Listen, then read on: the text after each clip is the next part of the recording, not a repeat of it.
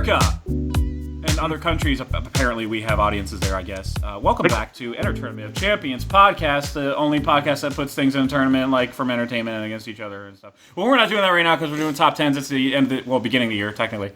So we're doing, we're still, climbing that mountain hype. And we are talking about 2020, the things that are coming out this year. And we are it's a final list for topic most anticipated. I'm going to miss this topic. It's a shame we're never going to do it again in our lives. Yeah, never once. Yeah, ever. Because there's not going to be a 2021. So yeah, exactly. Clearly, it's just gone. Yeah, clearly. I'm already drafted to World War III. Yeah, so. World War III. Yeah, they're getting fat people now. That's how quickly it's escalated. They already got me. Yeah. We're going to fat camp first, then boot camp after that. Yeah. I'm going to tell them I'm gay. I'm pretty sure that still works. Oh, yeah, I think that does. Yeah, no, it doesn't. Absolutely does not. They will still take you. If they're like, no, that doesn't matter anymore, then I'm dead? You're not. Fuck you. Anyway, I'm Jeff, joined by Kyle on Skype in Colorado and JD in person here in Texas. Texas, where if it's not a tornado, it's fucking snow. Yeah, within a 12-hour period. Yeah, it was 78 degrees, and y'all had a tornado, and then it snowed all within like a goddamn 18-hour period. So trigger everything of PTSD that I have in me, and then just snow, just to make it worse. It's great. And not the fun kind of snow that you insert into your nose. No, not that kind of snow. That's a real shame. Anyway, most anticipated 2020 movies is the listicle we're doing today. I don't know why I said listicle, because clearly we're not doing a BuzzFeed thing. So, I forget the order because I don't have the document in front of me. I should probably download it. But JD kept going first last time. Oh. And I think I'll just go first this time. Okay. Sure. I'll put JD last. Sweet. I wanted to go last anyway, so cool. That's perfect. Cool. All right, so we're gonna start at number 10, and then do one apiece, and then are we pushing? Visit and push, right. and do honorable Mensch, which is just German for person, by the way. What? Yeah, Mensch just means person. Ubermensch. Okay. Yeah, Ubermensch. Yeah, I'm familiar with that totally on it. term. Over person? That's a weird term. Okay. Maybe. That's what Uber's like over or above. Oh, I get it. Like you're above. Like top guy. Yeah, top you're guy. Top guy. Yeah. Ubermensch, and then Mensch. You're the Ubermensch. Yeah. I'm trying to. You got there, Jeff. You got there. Yeah, I did. I always try to be literal with German, and like the first thing I'm learning Swedish too, and the first thing I did was like look up what's a common smorgasbord. Smorgasbord. Yeah, that's a good one. Smorgasbord. That's just sandwich table.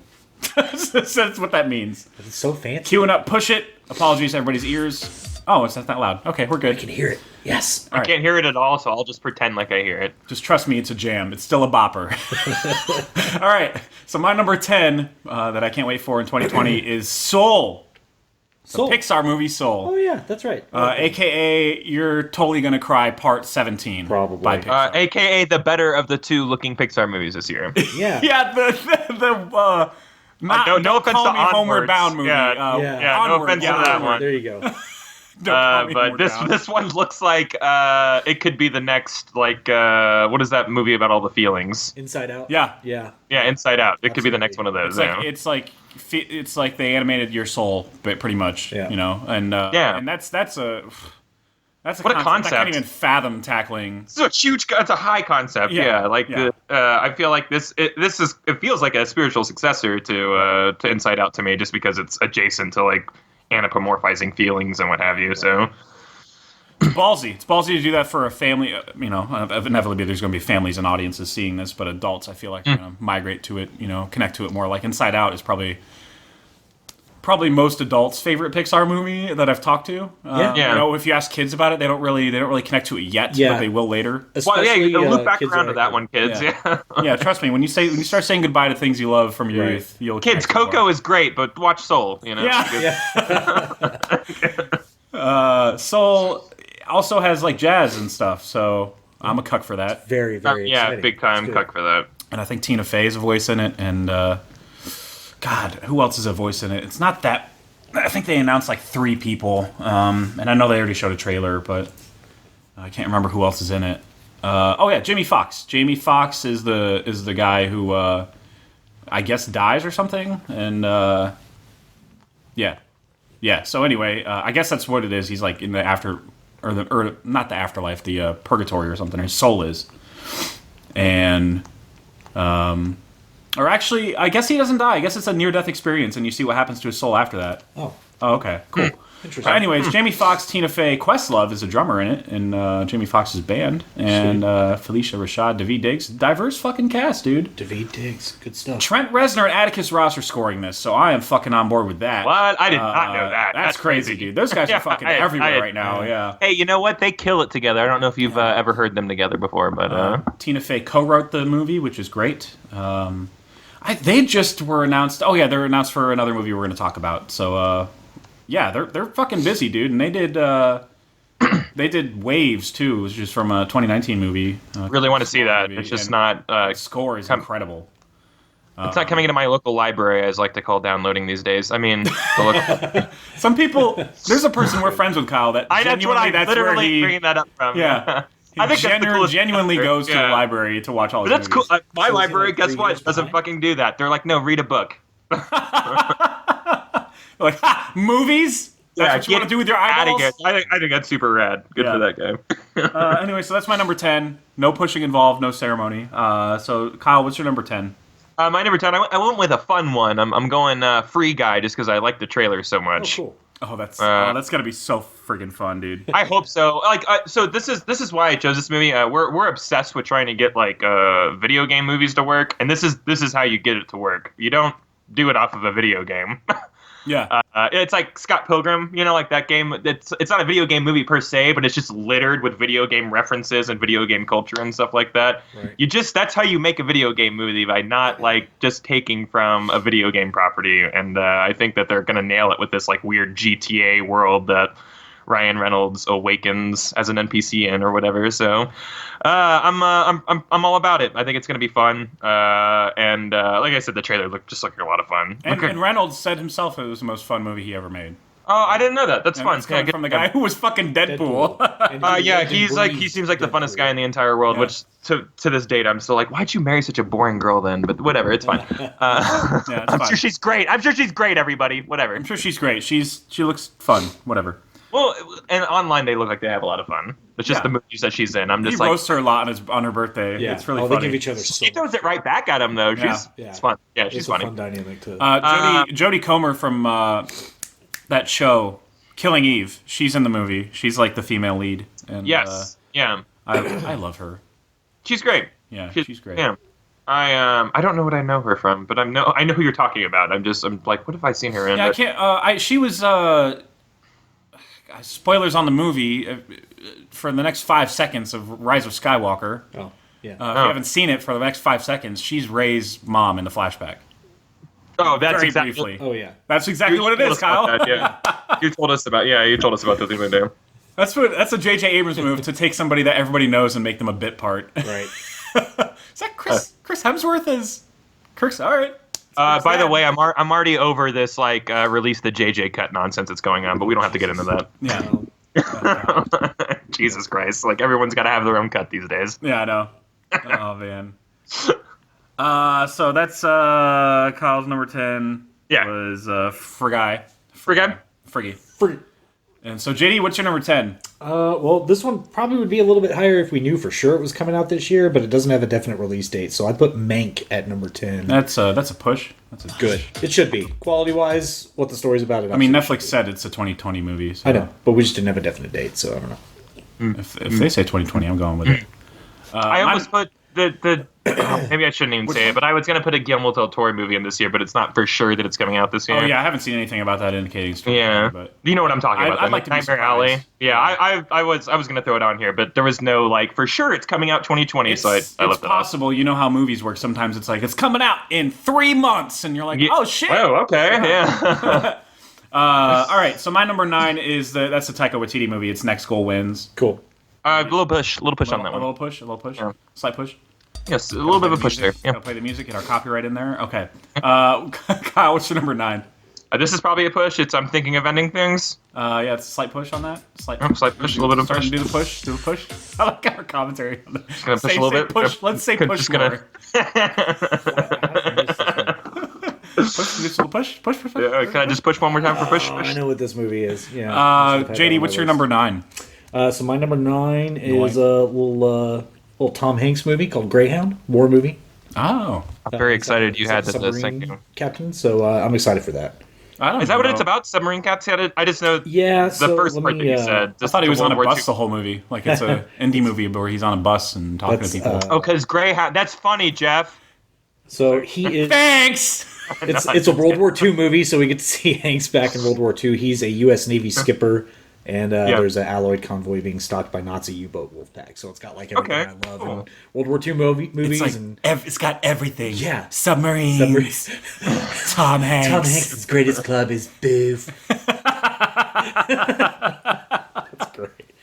I don't know who else is in it, but that movie did get delayed from 2019. Yeah, and it is expected in May of this year. Cool. It's got Stephen Graham, who you might know as he was like Al Capone in Boardwalk Empire. Elizabeth Shue, because she's still around apparently. Yeah, she was in The Boys. Well, The Boys. That's right. She wasn't. The boys. And then Was everybody she? else Was I she in don't The Boys? recognize, but I guess they spent all their money on Tom Hanks. So She's the mom. Yeah, she's the mom. What's his face? Oh, Yeah. yeah. leader Okay. of Yeah. the Seven. Yeah. I forget Joffrey, the Superman Joffrey. Yeah. Yeah. Right. All right. Greyhound. I'm definitely gonna see Greyhound. I don't know. I don't know, dude. It's just riding the hype of 1917. I'm like, war movies. Well, Yeah, and more for me, JD, you just have to say World War II and Tom Hanks. I'm like, I'm gonna watch that. Done. Yeah. That was probably watch exactly my logic with my placement. It's just like, yep. I was gonna say unless it's Bridge of Spies, but that's an 80s movie. That's a Cold War movie. Right. So I take that back. Cold War is less interesting because it's just a lot of fucking talking. Right. Yeah, we never really pulled the trigger on that war, so Nope. boring. Yeah. Boring. Well, you know what? We're gonna fight this on the moon. Yeah. We'll see you there, fuckface. Once we get there, we're like, never mind. Never mind. Yeah, it's like maybe we'll do like 12 more of these and then call it a day. Right. And never come out to space again. All right. So my number 8 is Mank. All right. Mank. Cool. Now we can talk about that's this the shit. slight push that that JD had at 9. Dope. What a fascinating premise. Yeah, about the didn't know that there screenwriter was who any- did Citizen Kane. Yeah. And he apparently ran into a lot of roadblocks when he wrote that movie. Yeah. And Apparently, he takes a lot of the credit for it too. Like he takes a lot of the credit for it. he takes a lot of Orson Welles' credit. Gives it to Orson Welles. Yes, he says he's responsible for a lot more of it than he's been given credit for. Oh. So that's Okay, what the dude. dynamic is about. Is the tumultuous. Oh, so it is about their development of the script. Their them butting heads. Yes, Who's yes. Orson Welles in it? They Absolutely. haven't announced. Oh, it's Tom Burke. I don't know who that is. So they got nobody to play. I think what's most interesting about they this got a is British that, guy, random British guy to play. Not Citizen Kane, Orson Welles. David Fincher's dad wrote the script. That's fucking Forever ago. crazy. So he's developing his dad's script. That's fucking fascinating. His dad was like, I was there. I was on set. Fuck good. you. Jack Fincher. Yeah, he was born. That's in about 1930. Herman Mankiewicz. Holy shit, he was born in Bonham, Texas. I know where that is. That's where my car came from. Yeah, that's Like right that's up a very 75. specific bit of trivia about you. Yeah, congratulations. Hey, everybody! Now you can figure out JD's VIN number because you know where it's from. Yeah, you don't know the model. You just Did I just say literally VIN just know the number? city. Yeah, and As that's if- what the N stands for. Yeah. That's one of those OkCupid dating Vehicle questions. identification number. It says, does it bother you when people say PIN number or ATM machine? Yeah. If you say yes, then that means you're anal retentive. And I'm like, yeah, it fucking bothers me. Yeah, it bothers asshole. me, but I never correct them because I they know. say it so much. Yeah. it's like a DNS server. That's Yeah, that's what another the one S on means. IT. Yeah, it's another one in IT that you get a lot, especially when you're talking to network people. Yep. Well, what about the DNS server? Oh, the domain name server? Yeah. It's like, sorry, did you just have a stroke? It's like, no, I'm just repeating what Just you repeating said. back what you said. Fucking idiot. Amanda Seyfried's in it. Gary Oldman. I Oldman. imagine this. God, hopefully it's not a Oscar Netflix movie. bait. Hopefully it's not a Netflix movie that we talk up now, and then it comes out and we're like, "Fuck, man, that movie was mediocre as shit." Yeah, I hope not. Because that happened for a couple last year, and then ones that we didn't talk about ended up being amazing. It's got my favorite person from Sense8. Yeah, Tuppence Middleton. Fucking Middleton. Yeah, she's Hell yeah. blonde. Hells Kyle. yeah. I'm sure you knew that. Though. Charles Dance is in Charles that shit? Dance, yeah, man. Lily Collins, Phil Collins' daughter. She's very attractive. I like her a lot. Anyway, it's a David Fincher movie, so I mean, familiar faces. and I love movies about movies. Yeah. Like, fucking love them. yeah. So, especially the greatest movie of all time. yeah, arguably. one of them that's, yeah. one that's talked about as such. Kyle, what's your number 8? My number 8 is probably going to be out by the time that we launch this episode, but it's The Gentleman. Gentleman! Thank you, yeah. I just, I've been watching Guy Ritchie make kids movies for the last 3 years, ready for him to go back to gangster movies. So, very excited for him to do this. It just scares me. It's a January movie. His name's pronounced Fahawk. All right, calm the Fahawk down. I don't know why it's put in this graveyard of a month, but hopefully it doesn't mean anything. Hopefully it's just... hopefully there's no dialogue to have there. It's just a movie that wanted to come out in January, I guess. Yeah. It's competing against like shitty January horror. Matthew McConaughey, Colin Farrell, surely chewing some gum in this movie for sure. Charlie Hunnam. Yeah. I'm pretty sure he was in that scene in the trailer where he opens the trunk. I'm like, is he chewing gum? I bet he's fucking chewing gum. He's always fucking chewing gum, that guy. Remember that like part in I know that everyone's favorite movie, 1999 Godzilla with Matthew Broderick? Of course. Where Leon the professional goes, you always chew gum, it makes you look more American. Colin Farrell really took that fucking lesson to heart. So he did. I'm fucking American as shit, right, guys? And then, you're just chewing gum. 3 years later, Minority Report, chewing gum. Yeah. That's what we all know him for. Yeah. You know what? This has been a walk down memory lane with Kyle. So but The Gentleman. I'm just excited to see him kind of back in his wheelhouse. But I mean, like, what the worst case scenario? It's like more of a rock and rolla or revolver or something like that. Like not one of his like most like memorable ones, but still like good and entertaining. So right. I think it'll be good. Yeah, it's not my honorable mentions or anything. There's just like too much shit I'm excited for, but because I've been burned by Guy Ritchie, the last 2 Guy Ritchie movies. Well, I'm just saying, we've had Aladdin and the Wizard movie, King Arthur. I'm sorry, King Arthur. Yeah, King Arthur with King Teller. I'm like Merlin. It's like Merlin or something. I don't know. Look, we gotta go save Sam Crow. We gotta go save Tara. Look, Guinevere. Tara. Is that who it is in King Arthur? I don't know. I skipped both that movie and I saw Aladdin. Never mind. I didn't skip that one. He says it like an idiot. And then the porn name is called Cara, but it's Cara. Cara. We gotta go down to Cara, Bobby. The Galindo. Kyle's like, what the fuck are you talking about? To me, y'all are having strokes. I don't pronounce that. Hey, I'm Bobby. How you doing? I wish Bobby were from fucking New York. Hey, how you doing, Bobby? Bobby Elvis. Because he looks like one of those guys. He does. He does. It's that Mark Boone Jr. Boone or something. Yeah. He always plays that kind of guy. He's in Batman Begins. He's Flask. Oh, that guy. Yeah, the guy who's, tell me about the bears and the rabbits. Yeah, exactly. Swear to me. Your kids don't like falafel? That guy, Yeah, he's such a fucking fool. I could quote that whole fucking movie, don't you? I know, man, I know. Me and Nolan movies and quoting them go pretty far. Yeah. All right, so that was Kyle's 8. Yeah. So, JD, what's your 8? I think I feel terrible about this. Well, I don't know. I'll be here to double down on that. Maybe so, because I know your opinions on this movie. I put West Side Story at number 8 as an anticipated. It's honestly, it's an honorable mention. It was on my 10 for a while because I just want to see Spielberg. Thank you. I just want to see what he does with it, even though it's completely unnecessary and we don't fucking need it. But it's like I already got the best version of this, but it's still Spielberg. Did you see Ansel Elgort on the Golden Globes presenting with Dakota Fanning? No. He was singing the entire thing, like his entire card read, and it felt like she didn't know he was going to do that. Oh, like, really? I am presenting for such and such. And she's was it a comedy musical? She's just like... Oh, best song? It might have been best song. I don't know what the hell he was presenting because my sister was watching. I'm really glad Quentin Tarantino cleaned up in that department this year. The comical musical category. Yeah. Honestly, I was doing my thing where I put things in categories for my top 10, and I ended up not doing it because I have so many different movies in my top 10 for 2019.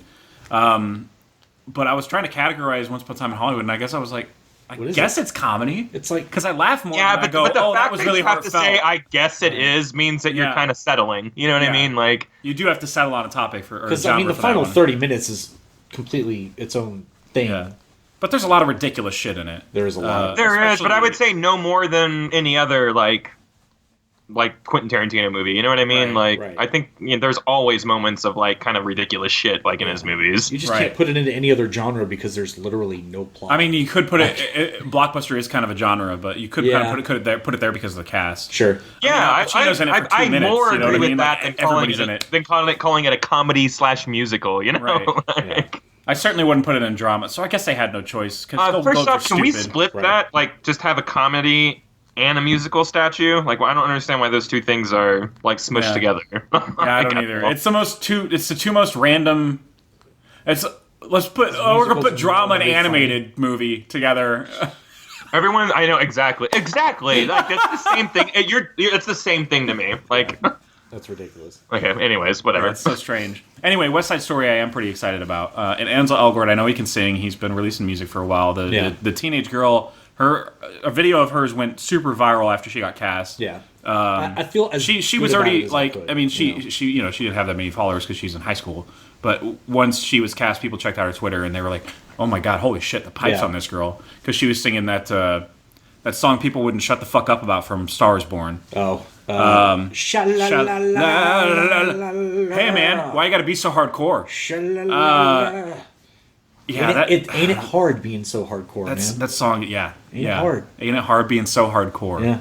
Really, Deep. really. These songs were in my head for like a year, and you guys are really doing a good job trying to put them back in there. So I think I'll chill out a little bit. That'd be great.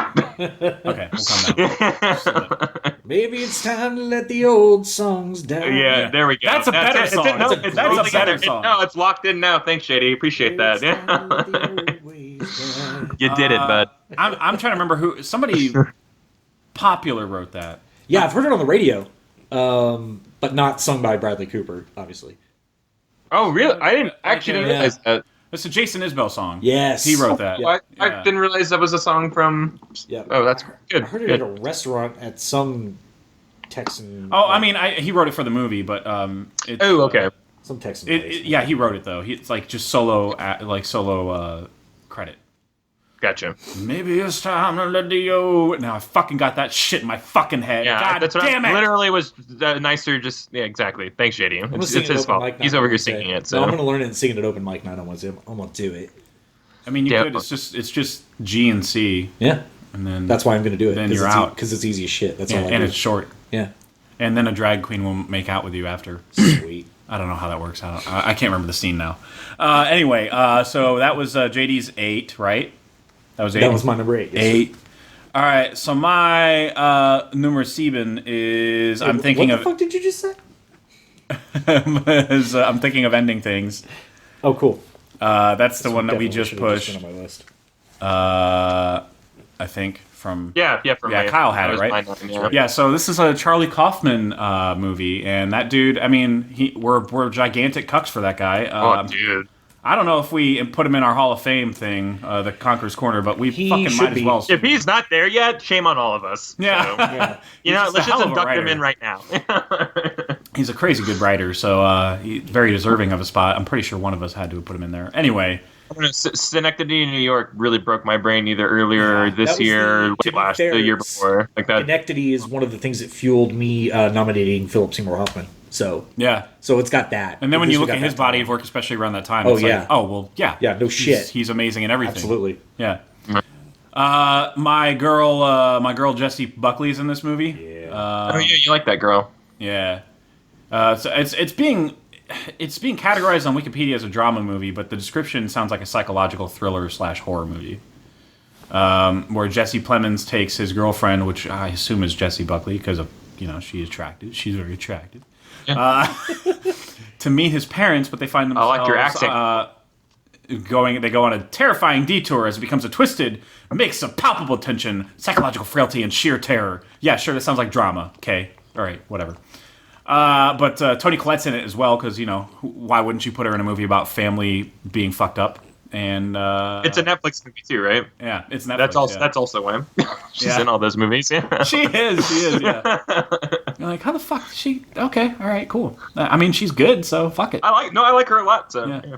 But yeah, Charlie Kaufman. He's only directed 2 other things before this. One of them he co-directed. It was Anomalisa, which I really really liked, and it's kind of nutty, that movie.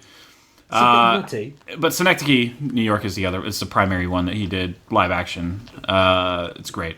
It's more than great. It is brain breaking, but it might be one of the greatest movies of all time. Just period. Yeah, I agree with that. Just period. Yeah. There's a video out there. The guy that on YouTube, his channel is called "Your Movie Sucks," so that kind of tells you. Oh yeah, I follow that guy. That kind of tells you the takes that he generally has on movies in general, because he's kind of cynical, like Red Letter Media is, where it's like, okay, I'm not going to watch his reviews regularly, but he has a like Angry Joe Gamer, like one of those type of guys. Yeah. He's got like a 5 or 6 part explanation of Synecdoche, New York.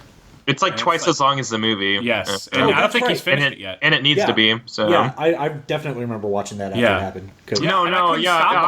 I remember it being. I remember it being an event to watch that after I watched that movie. Yeah, because it's just breaking down the microcosms of. And I kept on like reaching out the dish. I'm like, Jeff. And he's doing. And he's so thorough, and it's like perfect. Yeah, perfect. That's why I follow that guy. That's right. Yeah. Yeah, same. And I do like to know his opinions on certain things. But if it comes to like blockbusters that I love, like if it's a Marvel movie, he'll always give it like the shittiest review possible. Yeah, a Disney movie in general, he just fucking hates them. Yeah. So I don't go to him for that, you know. Anyway, that's my number 7. Kyle, what's your number 7? My number 7. We kicked this can down the road a little bit. It's Next Goal Wins, Taika Waititi movie. Yeah. You know Michael Fassbender, Elizabeth Scientologist moth. Or moss. Sorry, she's not a moth. She's a moss. Yeah, it's what does it say here? Dutch coast Thomas Röntgen attempts the nearly impossible task of turning the American Samoa soccer team from perennial losers into winners. So yeah, I don't know. It seems really outside of white savior movie. Exactly. Yeah, a white guy comes in and saves this fucking like colored team. No, you can't say that. Don't say that. That's not right. That's not right at all. It seems like it's still going to be funny. Like it's obviously like a low budget kind of like funny movie. I mean, I don't know if y'all heard a little movie called Jojo Rabbit that he killed this year, but yeah, I'd pretty much watch anything he does now at this point. This seems like more of kind of that, if you will. Mm-hmm. Just kind of that flavor. And yeah, I'm at the point now where I'm just going to watch anything that he does. Yeah. Also, Luke Skywalker is going to be in What We Do in the Shadows next season. Pretty excited for that. Amazing. Everything you just said was correct. That is correct. Yeah. Which is the never mind, you get it. Never mind. It's a Luke Skywalker quote that you flipped. It's cool. Everything you said is correct. Good job. Good job. And I'm on my way. Oh, it's because he says everything he says is wrong. He flipped it, you know? He flipped it. Oh, here's the thing, though, about that reference is people passionately hate that movie. Some people do. Do they? So, I haven't heard. Quoting it will just you know what, guys? Release the JJ cut. You know, just turn it off at this release point. the JJ cut, guys. You know, that's all I'm saying. You know, they undid everything that you hate, so just go see the new one and just fucking love it. Yeah, exactly. They undid it. They clearly didn't expand upon storylines that were already presented. No. They didn't give anything to the people that loved any of it. No. At all. Yeah. They didn't. They barely even reference it, actually, as a matter of fact. Yeah. And when they do, it's more like a... remember when I did that stupid thing? Right. My favorite scene is when they go back to Canto Bright and hang out with Mop Boy. It was really cool. That was dope. Yeah. Mop Boy. I was like, I can't believe they're really doing this right now. This is crazy. He's the rise of Skywalker. It's him. He was the rise of the Skywalker. Absolutely. Rise of Mop Boy. Rise of Mop Boy. It's like him just holding a mop, you know, and then he gets gunned down by a gigantic fucking First Order ship. I'm pretty sure it was a broom, but... Whatever! Oh, now we're gonna get semantical about it. You should be! There's no mop. Are you using a mop? I'm sure you are. How do you think the Death Star walkways were so, like, shiny, you see man? Reflection in that shit, dude. He turned a broom into a mop. With hand gestures. Oh, my fucking God. Oh, man. Anyway, very excited for that movie. It's going to be, I'm sure, delightfully funny and full of much improv that Taika recommends, because that's what he does filmmaking like Adam McKay does, where it's just like, and cut, say this line. Yeah. You know, that's what he did in JoJo quite a bit, actually. But anyway, hey, yeah, shake less, dog. Okay. I heard that. Yeah, he's a dick. Goku. He's a dick, but I love him. I love dicks. That's what I'm trying to say. Yeah, that's cool. I had to go there, apparently. All right, so that's Kyle's number 7, right? 7. Okay. JD, what's your number 7? 7. I don't know if you've seen the trailer for this one. I saw it. I thought it was cool. Got some Get Out vibes, and it makes sense because it's by the same people that produced it and shit. I already know which one you're talking about. Annabelle. Yeah. Yeah.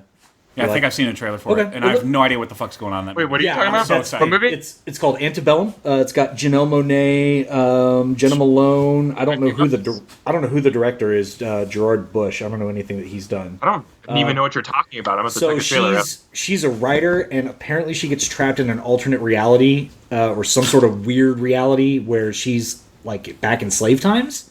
So it's this really weird, like mind-bending. Yeah, it's like alternate reality, parallel dimension type vibes. It's what I got from it. I don't know if it's quite sci-fi. I don't know how much sci-fi element it's going to have in it. It's only a 1-minute trailer. And the present kind of looked a little futuristic. It shows a plane in the sky while she's in the field. I don't know why it's playing right now. Sorry about that. Yeah, and then the plane disappears. Then the plane disappears, but it more like pixelates out. Like it skizzes out and then it's back. Yeah. So it's really, really, really fucking weird. I can't wait for this. I gotta admit some shit right now. Janelle Monáe is she's very much my cup of tea. I love Janelle Monáe. I love her so much, dude. She dude. is gorgeous. Yeah, and her music is just, I mean, it's so fucking music good. is good, and she is a what's her face? They're like possibly rumored to be together. Her and Tessa Thompson. Thompson make like the hottest lesbian couple of all time. Yeah, probably. Could be. I don't know. All about that. I'm pretty still out on that. I'm gonna share. I don't know. Let's get a movie about it. I don't know. Let's see. There you go. Yeah. It just looks kind of weird. Got some major Get Out Portrait vibes. of a Woman on Fire 2, starring those two. See that? Yeah, there we go. See? Yeah. There's some good sex scenes in that one. I'm just saying that. I'm just saying. So I'll go watch that right now. Oh, but also it's a really good movie with a good story. But also the sex scenes just really good. But also the artistic value of the vagina. It's like, fuck. All right, so that was JD's number 7. My number 6 is a trial of the Chicago 7. Push that shit. Just a little bit. All right. All right. I like that I played it and it was just the dude whispering, push it. Push it. Push it. Push it. All right, so Kyle, what's number 6? Maybe it's a push. It's The Devil All the Time. Oh, what's this? That's on my honorable mentions. It's a Netflix movie. Oh, great. Cool. Yeah, it's a Netflix movie. It's got Tom Holland, Bill Skarsgård, God, Sebastian Stan, Barbara Pattinson. It's got Jason Clarke. I think it's a horror movie too, like some type of historical. I'll just read a little thing here. It says the 1960s after World War II in southern Ohio, bizarre, compelling, and mentally disturbed people suffer from worse psychological damages. Sounds like Jacob's Ladder type shit. Sounds cool. I don't know. Yeah. I'm going off of like cast alone here. It just seems like a huge cast. Mia Wasikowska, Eliza Scanlon. Yeah, Mia Wasikowska. I mean, I stopped early. There was a lot. There's a huge cast here. Yeah. Antonio Campos. I'm not familiar. He did the Sinner season 1, I believe. People like that with Jessica Biel, right? Like that's. Oh, I'm sorry. I'm confusing him with somebody. Oh, yeah, that's right. He directed the pilot episode of The Sinner, which is fucking fantastic. He also directed Christine, which is about that news lady that committed suicide on air. And not the killer car. Okay, got it. Right, not the killer car movie. And Rebecca Hall plays that character. And that movie is, I mean, it's really tough to watch, but it is genuinely really good. Yeah, so is Rebecca Hall. He does thrillers really well because it's kind of a psychological thriller to an extent, but they keep it grounded because it's an actual story. It's a real story that happened. But there's some of it where you feel like she's losing it a little bit, and yeah, I don't know. He's just a good director for that. And The Sinner has that too. The Sinner has some of that too because the first episode has Jessica Biel doing the murder. Yeah, and the way that he does that is spoilers. God. It's the fucking. That's the really premise of the first show. 5. It's really the first 5 minutes of that show. It is. I was gonna get to it. That show that's 5 years old. 2, but whatever. Whatever.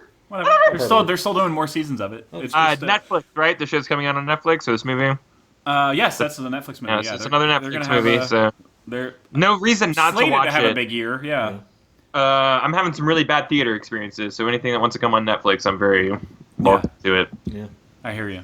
Yeah, I'm having. It's kind of weird that we're all kind of having them a little more often now. But I'm trying to like blame my theater, like it's just just the theater sucks. I'll just start going to Alamo. I only go to Alamo though. Well, that's the thing. I think Alamo does a better. Like, there's less incentive to like talk, or maybe if you hear talking, you just maybe think they're talking to their waiter or something. I don't know, but like it never bothers me at Alamo. But like, boy, I've been having some bad ones lately. Yeah. At Regal's. No, your most recent one is just like. I really thought we were gonna have like a situation in that theater. Like it was, I thought it was gonna like come into fistfights. It was it was getting out of control. Man, yeah, and that almost happened at Ip Man. Ip Man. You were gonna have a fist fight at Ip Man? I said which would have been fucking hilarious. It's like, guys, the fighting you're doing here is way more interesting. Yeah, way less interesting. Right. Yeah, than anything that happened. Like the professionals are doing it on screen. I would have pulled them aside and be like, "Hey, you two, I want to send you on a mission to go fuck off. Can you do that for me? There's 160 people that are all gonna die if you guys don't fuck off. Okay, so go fuck off." It's funny that anytime I say the title Ip Man, my dad's like, "Oh, IP Man." I'm like, dude, that's how I have so many people. It's not Internet Protocol Man. What the fuck? Yeah. It's not intellectual property man. Yeah. Exactly. That's his name. It's more like Yip, but it is more like Yip with a Y. Yeah. Whatever. It's fine. It's fine. People want to be blissfully ignorant about it. That's okay. Yeah, that's fine. No, you know what? It's fine. It's fine.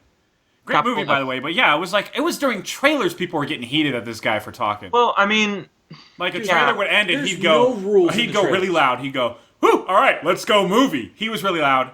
He was the type of person that I fucking hated immediately as soon as he was loud. Absolutely. But that's fine. But I was still like, it's trailers. Yeah. Who cares? Yeah, right. Well, and that's the thing. Like, a couple of words is way more fleeting than everybody being like, "What's your deal, man?" You know what I mean? Just like, I'm sorry this guy's talking, but like when you choose to like match his levels, like you're not helping anything. You know what I mean? Like, not at all. No, I'm not even just talking about shishing. I'm just talking about like. I'm sitting next to a guy who I don't know. It's almost sold out showing, by the way. Sitting next to a guy, he gets up out of his seat. He just stands up and looks at the guy who's sitting higher, and he just goes, "We good, bro?" Wow, yeah, I can't handle that. Wow, you're sitting right next to me. And this dude could come down here, and he ended up being a bigger guy. He could come down here and sit on me. I don't know. Or he'll think it's you. Or right. Yeah, he'll be like, "Hey, that guy that was three seats down on row." Yeah, and I'll be like, "Do I sound?" He was black. Do I sound black? Or please don't fight me. Right. Yeah, that's the thing. I'm way too passive to like handle any of this stuff. So like, can y'all just not? Can you take your alpha machismo outside, please? Say, do I sound black? That's discrimination. I apologize. It was just a joke. Oh boy. Anyway, sorry. I had to. Whatever. I had to because Ricky Gervais isn't gonna do that shit. And he shouldn't. Doesn't care. But, he doesn't care.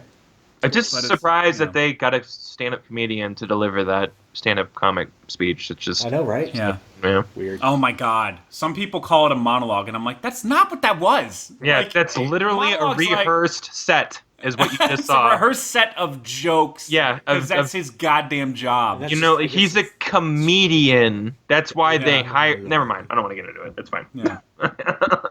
Taking the piss. I'm just taking the piss. Just taking the piss out of it. Him looking at his watch is like legendary to me. It's the most. It is the most legendary thing ever. Oh my god! Let's get. He's like, oh my god! When I'm in first award. It's so legendary, man. Oh god! All right. So this will be posted on the internet out of context, probably. Me going, "Do I sound black?" I literally called people colored earlier. I think you're gonna be okay. Oh yeah, that's right, you did. And I think I'm totally upset at you about that on this episode. Yeah, Kyle, I'm canceling you about that because I'm. Well, you know what? If the context, we were making fun of white savior movies, so I think we're gonna be okay. Oh, okay, that's it. Yeah. I think so. I don't know. But, people don't give a shit about context. Clearly. No. Yeah, well, they don't. Yeah, they're just gonna take that sound bite, and that's gonna be my legacy. Yeah, that'll be my legacy. If I'm releasing a song in the next month or so. It depends on when this drops. I don't know. You owe us, man. If that blows up, people are gonna take that fucking part, take certain parts out of my podcast. We'll just burn this whole podcast down. They're gonna listen to 400 hours of rambling nonsense between the three of us and find that shit. I think look at this. People would get through the one episode and go, you know what? It's not worth it. That's what I'm counting on. That's a great thing about people our runtimes. getting so frustrated with the way we communicate that they just can't stick with it to find something to get mad at me Half about. the airtime is them just laughing at each other. Yeah. And for some people, they don't like that, but you know what? I'm having a good time. I'm here having a good time. I'm down for having a silly goose time. Actually, I gotta go. Bye, guys. And that's it. Anyway, speaking of good times, I don't remember where we are. Kyle, what's your number 6 again? I think I did the Devil all the JD, time. what's your 6? My 6 is one that y'all probably don't have on your list because I don't think you watched the series that it was based off of. But The Many Saints of Newark. That's my number 6, which is... What's that? Prequel to The Sopranos. When this was announced, I didn't watch all those HBO shows. I thought that was a TV. Like it's gonna be a movie. I did too. That's what I was gonna say. When this was announced, I thought it was a series. So Michael Gandolfini, who's the late James Gandolfini's son, is playing young Tony Soprano. I think that's amazing. Yeah, I think that is so fucking cool. Yeah, I think that's super cool. That they got him to kind of carry on. Oh my the god, they legacy got backwards. Sensei from Art of Self-Defense to play the lead. Yeah, this movie is kind of stacked when you start to look at it. It's an Italian who's who. Is fucking Sebastian Maniscalco in this fucking thing? He better be. Joey Diaz is in it. Joey Diaz. It's going to be great. Joey Diaz. I hate Rex dressing cocksucker. Joe, let me tell you, Alan, you don't want to do that. Alan I Taylor. kidnapped my coke dealer one time. Joe, have you heard that story? Look, I was at a McDonald's and I ended up kidnapping 2 girls and we ended up in jail for 7 years. You can't take me to jail, cocksuckers, because I already went. Joe, you don't want to do it. It's all cautionary tales. Sweating out of breath. Right. Yeah, he's so sweaty. He's like, seriously, dude, I just asked if I can go to the this bathroom. podcast. I know, motherfucker, but I'm on 500 milligrams of edibles. That's enough to shrink like a fucking elephant. John Bernthal's in this. Yeah, head rubber, Vera Farmiga. Good stuff. Head rubber? I got all the way You through just passed right Ferrari by that. versus Ford and no head rubbing from John Berthenol. Just as an update, none? JD. Not one head rub. I'm not watching that Alan shit. Taylor directing this one. He famously came from TV directing of, Game of Thrones. Yeah, he's a Battle of the Boardwalk Bastards and- guy. He directed Battle of the Bastards. I've never heard of No. him. Sorry. Wait, no, there's another movie. There were like That's there were pretty a couple awesome. questionable episodes in that show, and I actually hate all of it all of a sudden now. So Because of the last season, I hate the show now. Oh, man. because of like some weird stuff, I hate like all 90 episodes. So Yeah, I legit thought it was a series, so. Yeah, same, same here. Yeah, this this is kind of blowing my mind. So yeah. But hey, yeah, I'm just glad we're getting. I just good hope for they his do- Son, you know. I saw enough episodes because it used to air, or might still air on A&E. And when I leased apartments, it would always be on during my lunch. Yeah. So I'd watch some episodes out of context. I have no idea what the fuck's going on. Yeah, each season kind of has its own. But I know the opening theme is badass. The opening so I hope theme they please do. legit. So please do the They're theme gonna in do this it. movie. I think it's going to be different. It's totally going to be different. HBO has the right to that, and HBO's not putting this movie on. So What? Oh yeah, it is being distributed by WB. That's Yeah. fucking weird. That's that's what I'm weird. saying, dude. That's Everything so when I came weird. across this, it's not what I thought it was. I thought this was going to be another HBO WB series. owns HBO now, so that makes sense. Okay. That makes sense. They're like, no, let's maximize profits on this. Yeah. Even though most people that go see it are going to be like, oh man, that new mob movie looks great. And then they go see it and they're like, I don't understand all these references. Yeah. I don't understand it at all. Is it going to answer what happened after Don't Stop Believing or what's going on? It flashes. No, what they should do is just make Michael Gandolfini reshoot the same scene and then just end it the same way. Yeah. Yeah. That's the end of the He movie. actually That's the end of the movie. he can't reshoot anything because he's No, Michael. you know what? Michael's the son. Oh, his Who's son. playing I'm so him. sorry. Yeah. Not Yeah, James, the dead guy. Who's dead. How can it be James if he's dead? Is he dead? Yeah. They made a Gandolfini out of another Gandolfini. Yeah, they made a Gandolfini out of another Fini. Hey, that's what it is. It is what it is. My god! That's where my original impression came from. Yeah. It's like, so what? Who cares? It is what it is. Like And that's now it is what it is. Is like pop culture now because right, of fucking because Irishman. Of the Irishman. Yeah. Yeah. Mob what it movies is. are great. No, That's what it no, is. It is. That's what It is what it is. Hey, I'm gonna Hey, go paint some Dawn. houses. I'm gonna kill. I paint fences. That's what I do. It is what it is. You know. I'm telling you, it's what it is. Say it doing. I'm Joe Pesci. I'm subtle Joe Pesci. How you doing? That's what it is. He got his pinky out. Hey, they kind of made me a little bit younger in this movie, you know, but not a lot. You know, just a little bit. I I watched this total segue. I love the movies that made us, and I watched the Home Alone one, and I love that his urge to cuss is so strong that he had to invent the fragile language in that movie. Yeah. Oh, that's hilarious. Can't read a script without adding fuck or goddamn or anything to it. And I'm like, Joe, this is like you're a treasure. Not after Casino, but it's it was after Casino. At least Raging Bull. Or after Goodfellas, sorry. That's a Goodfellas before Casino, yeah. Yeah.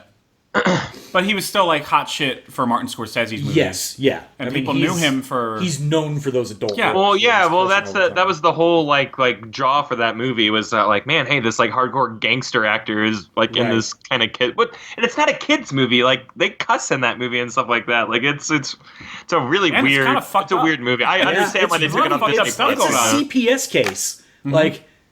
They're like that's kind of the cool thing about the development. That's a really good little mini documentary on that movie because I love that. The way it all came together is kind of fucking incredible. Yeah, I love that. I love that show. It should have failed like 3 or 4 different times in I guess New Line Cinema or. Hey, Macaulay Culkin's still living off all that money from those royalties. So he's fine. Yeah. He's doing fine. He glowed up, guys. He's doing all right. I don't even know where we are anymore. So I just did my number. Our number one is number 6. Yes. Okay, so my number 5.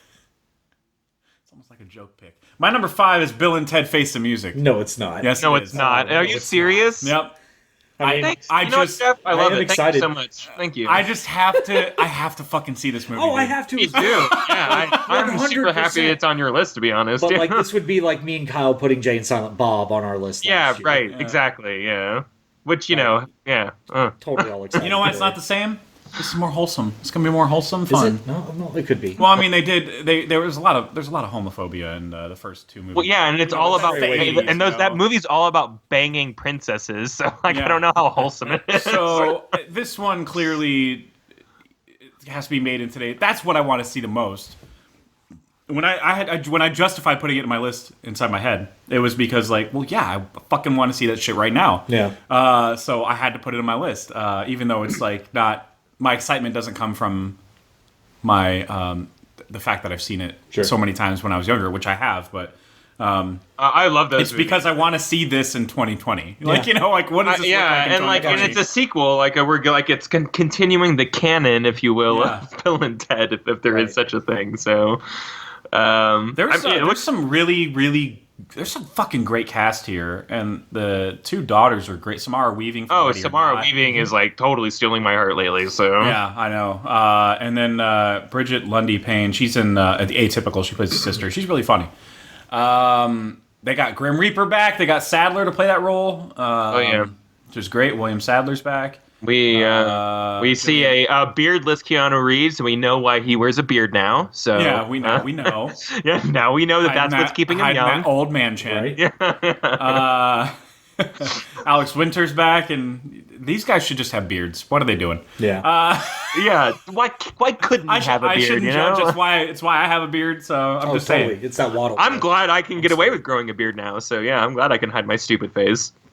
Jillian Bell's in this too. Aaron Hayes, who Kyle and I have been watching on Medical Police. I want to start that. Yeah, God, she's so fucking funny, dude. Hilarious. It's so ridiculous. Yeah. It's so fucking ridiculous. I love that. So I love that when they keep on circling back to like, I'm glad we're having this conversation about like jumping to conclusions because of race and stuff like that. Like this is a good dialogue. Yeah. Obviously, we're in Brazil. That's clearly where we are. Yeah. That's a repeated thing from Children's Hospital. It's an ongoing joke. Yeah. That they're stationed in Brazil. Yeah, but we're affiliated with America. You know? But then this show takes place in other countries, so they have to remind everybody, like, because they're clearly shooting on like a set in LA. They have to like be like, oh right. There's even one point where like in episode 5 or 6 where they're like, where are we again? Oh right, Bangkok. We're fucking. That's right. Clearly we're in Bangkok. Of course we are. It's such a funny ass show, dude. I love it so much. Anyway, that's unrelated to any of this. I don't know who's making this movie. The name doesn't sound familiar to me. The guy who did Galaxy Quest is doing it. Okay, so he's got some claim to fame. Nice. He was in that documentary for. Didn't know that. That's awesome. That's pretty cool. Yeah, he can come through. You know, a lot of the changes that were made in Galaxy Quest were not just because of him, but the cast as well. They just had the right cast for that movie to but yeah, it was supposed to be more of a sci-fi thriller type movie, and then he brought the comedy elements to it, and I mean the writer was on board for that too. But yeah, they just he just brought so much to that movie, so he could come through for this movie. I'm not saying this movie's gonna be great. It's just I gotta fucking see this movie. I think it's gonna be entertaining. No, yeah. I don't think they're gonna. I don't think they would make it unless like there was some sort of like actual fun idea to share. So yeah, that's just why revisit this like 20 years later. So right, yeah, and they've been clearly trying to do a third one for a while, but yeah, I agree with your point. They were they had to have been looking for the right story.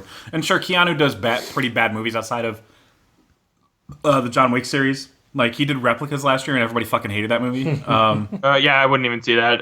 What's that movie with Ana de Armas where he gets buried in the sand? Yeah, that movie sucks too. So yeah, he's not bulletproof, everybody. So I mean, I don't know. Hopefully, it's not that scenario. I know he's doing Matrix as well. 2021 is going to be a beast of a year, man. I'm telling you, that Matrix movie cast is fucking killing it right now. Yeah, I know, dude. Yeah.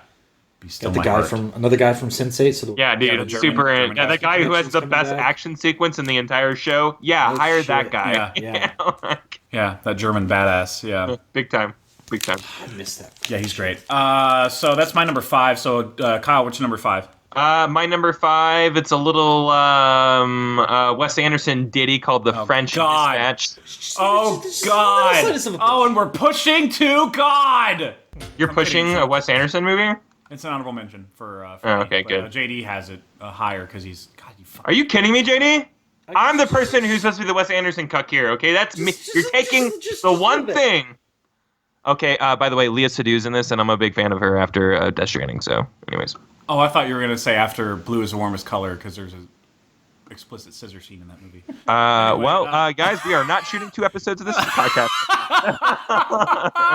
Oh, kidding. I mean, there is one, but it's, they really didn't enjoy filming that movie, so I would say don't watch it. But it's Blue is the Warmest Color, right? Yeah. Yeah, I skipped that movie because 3 hours, and I heard it's great. But I skipped that movie because I heard it was kind of a little uncomfortable. Yeah. For the actors in it. Well, exactly. That's what makes it harder to watch. Well, and that makes me feel too uncomfortable. So yeah, I just. It's kind of like there's another movie like that Marlon Brando one where they did stuff to the actress who didn't consent to things. Like she was also like 16 or something, right? Like she was also underage. I don't know about her age, but she certainly didn't he and the director concocted this thing of like, oh, we're gonna do this to her so her reaction's genuine on screen. And like, oh, cool, I'm never watching that movie now. I think it's like Last Night. No, I can't. Tango or something like that. Tango in Paris. Last Tango in Paris. Might be something like that. What's Kyle's movie again? Because I think I might have jumped the gun on that. Okay. Yep. Talk about it. Oh. Talk about it. I heard a different name in my head. Oh, you heard a different Anderson. Yeah. No, not even. It doesn't make any sense. Oh, well then you're stupid. Okay, that's fine. No, let me talk about this movie that I was trying to talk about before JD wanted to ride my coattails. It wasn't my 10 until Netflix released their slate. Okay, that's fair. Yeah. This is Tilda Swinton, Timothy Chalamet. There's way more. Frances McDermott, Bill Murray, Benicio del Toro. It's like Saoirse Ronan. I don't even know if you say her name. Owen Wilson, William Dafoe, Kate Winslet. I mean, this fucking cast is ridiculous. Yeah. Yeah, it's Wes Anderson. I like Wes Anderson movies. I'm sure. Wow. I'm sure that. Oh wow! It's so wow. I'm sure there's gonna be like a dollhouse scene or something. I'm sure there's gonna be like a scene where like everybody's like toys for a second. Yeah. Like it's a fucking Wes Anderson movie. There's gonna be a weird amount of symmetry. Like it's a fucking Wes Anderson flick. It's gonna be fun. Yeah. I'm a sucker for these movies, and I'm surprised that I'm not seeing the Hulk on here. Where's fucking Edward Norton? Oh, nope. I thought you meant Mark Ruffalo, the guy who's been. No, has he ever been in a Wes Anderson movie? No, I mean the guy who's in every Wes Anderson movie. That's who I mean. That is strange. He's not. He always shows up out of nowhere to be like, "Hey, I'm weirdly likable for how unlikable I actually am in real life." And that's his whole identity. Hey, I'm difficult to work with, but good in this. Yeah, movie. hey, look at me. I'm like the Boy Scout guy who likes kids. Whatever. Anyways, I think this movie's gonna be great. It's high up on my list because I love these movies. They always deliver to me. You guys ever heard of Grand Budapest Hotel? Well, this is a collection of stories, in my understanding, kind of like I thought, guess Ballad of Buster Scruggs is a little bit. But this has like 3 storylines going on at once. I don't know if they're going to converge at some point, but that kind of explains the big cast. Is like they're all kind of involved in a different story. Right, that makes sense. Yeah. Yeah. But it does revolve around one thing, and it's around a New York, not a New York, sorry, an American newspaper in a French city, which sounds very Wes Anderson. Just putting anything in a French city. Blah blah blah, French city. Oh, it's a Wes Anderson movie. I'm excited for it though, genuinely. So that was your number five, right? Yep, 5. So what's your number 5, JD? That Sorkin flick, the Trial of the Chicago 7. Talk about a fucking cast. Dude, I mean, nothing compares to the French Dispatch cast. I cannot wait to hear Joseph Gordon-Levitt with some Sorkin dialogue. I don't know why. I'm so happy he's back in movies. Dude. I am too. Yeah. He's one of my like OG man. I'm gonna keep doing hit record. Okay, dude. Yeah, like that's really dude. noble. No, hey, good for you. Also, use your talent. But maybe do some stuff yourself. Yeah. This cast is deep. Mark Rylance is in that shit. Yeah, Sacha Baron Cohen. Eddie Redmayne's in it. Yahya Abdul Mateen II, who was, most recently, he was in Watchmen. He was Dr. Manhattan. Oh, wow. Yeah. So Jeremy Strong. I didn't even tell you guys that I finished that shit. It was good. Jeremy Strong. It was good. Just gonna brush over that. It's like my number 4 for the year or something. 4? 3 for the year. Four, Just number 3 or 4? I don't even know. Brady, come on. I don't even want to look It's at you. on your list. I'm sorry. Really? Did we forget that Chernobyl was a thing? Are we? Yes. Yeah. Okay.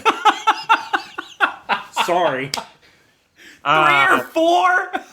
Talk about overreaction. Yeah, I know, right? I'm like, overreaction of the century. Pissing off the fucking. my list is gonna like make y'all's blood boil. It's gonna be great. What are you talking about? Like, it's gonna be so awesome. I'm so ready to talk about that. It's gonna be great. Watchmen's in my top 10 of the decade. Like Watchmen adored was the shit out of that movie. Watchmen was a TV like event, man. Like that was like was one of the greatest I got to things work I've ever every day seen. and got physically mad that nobody was watching it. I was like, I can't believe y'all aren't fucking watching this show. Like y'all both have HBO and you're fucking killing me. Like y'all go and watch every fucking Marvel movie every year, but like you won't watch. Like this is the smartest goddamn like costume piece like ever. Right. I don't care. I don't know. I don't want to watch it. I'm like, okay. Well, it is about race, and I know your coworkers aren't fond of discussing. What are you talking about? Or thinking about those type of things. Not saying that they're racist, but there's just certain political topics they prefer to avoid. Yeah. Well, like some people do. I get it. You know what? Good for you for being open-minded. I am not. Now I'm less excited to record that episode. We're going to get really passionate about our lists on the TV. That's the thing. Like, it's so good that I'd be like, listen, it's not where I would put it, but you're right. It should be that high. You know? Like, it's the stupidest thing that we're raising our voice for because, like, the year was it doesn't make sense. It's like our list. But I know, but the year was so incredible. Like, yeah, you could put, again, we're doing a top 20. So, like, you could put all 20 of these shows that I'm probably going to say this year at number 1. Yeah. Like, really. Like, it was one of the greatest years of TV ever. Yeah, it was. Speaking of great TV, Succession is awesome, and Jeremy Strong is in this movie. Oh, yeah, and he's the lead in Succession. Yeah, I need to watch that. Aside from Brian Cox, who says "fuck off" a lot, and it's fucking great. I love that show. Yeah, you've mentioned that before. That's like fuck off, fuck off. Hey, you got a good Culkin in that one also. Yeah, Kieran. Yeah. He is a great character. He's the one given the best lines in it. He's the best character in fucking Scott Pilgrim also, so that doesn't surprise me. He's kind of a scene stealer. So you mentioned Joe Galev is in it. Mark Rylance, Kelvin Harrison Jr., who had a fucking great 2019. He was in Waves and Loose. He was Loose and Loose. Oh, I saw Loose. Yeah, he's fucking great. He reminds me there's people that he reminds me of in my life who like carry themselves similarly, but he's got some inner demons, not demons, but there's something inside him like that's like raging and he can't let it out in Loose until the very last shot of the movie, basically. Yeah, that movie's that gets me thinking, dude, all the time. I like that. I love that movie. I think it's wonderful. Yeah, it's really fucking great. Michael Keaton. Yep. Keaton's in that bad boy. Yeah. The guy from he was in Zodiac. John Carroll Lynch, the big tall guy. Oh yeah, the guy who totally didn't do it. Right. Yeah. Totally didn't do it. Even though he's got the same fucking boots. Totally didn't do it. And he did it, guys. Yeah. Thomas Middleditch is in this. God, please let him not be a Godzilla guy who explains things. All right. Yeah. He's just there to promote Verizon. But yeah, I mean, this is a dude-centric cast, but this is about a very specific time in Prohibition era. Not Prohibition era, I'm sorry. This is about a very specific time. It's in the 60s, right? It is in the 60s. It's during the, anti-Vietnam War stuff in Chicago. And there's a lot of fucking crime that happened in Chicago, man. It's about the Chicago 7.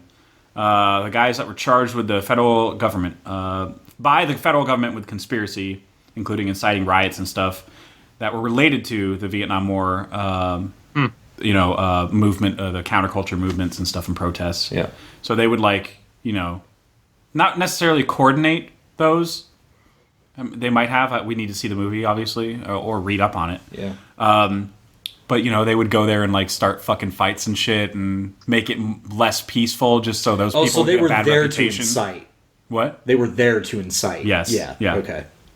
Yeah, it's a conspiracy to inciting to riot. Gotcha. Anyway, fucking sick cast, dude. And Aaron Sorkin, dude. I mean, that dude can anything he touches is gold to me. So Molly's Game most recently was so good, and I love that movie. Yeah, not even his best effort, and it still just drips off the screen. One of the better movies of the decade, even though it still is falls a little short because of the year it came out in. Because it came out in 2015 as Steve Jobs, and he wrote that. Oh yeah, that's right. Yeah, and that movie is so fucking good. It's way better than it deserves to be. Yeah. It's rewatchable as fuck. That and Spotlight, for those to come out the same year. And Steve Jobs. Spotlight's harder to watch because it's a real topic. So is Steve Jobs, but Spotlight's that's the obviously Fassbender one, right? Yeah. Okay. All right. Not Seth Rogen as Wozniak. Yeah. Do it. You didn't even do it. What? Seth Rogen laugh. Kyle did it. Yeah. You didn't even do it. I want somebody else to take the spotlight for a second. Oh, mine's not good. Mine's not good. I was deciding it for you to do yours. I expected to hear it. It helps you build it. There we go. I expected to hear it out without a headphone, not the one with the headphone. Yeah, I love that scene where they're arguing in front of everybody before the big presentation. Yeah. God, that movie is just structured so fucking brilliantly. Where it's 3 specific time periods of his right before presentations. Right. Basically. Yeah, and how those individual moments that mean something to us also meant something to him. Yeah. Personally. That's crazy.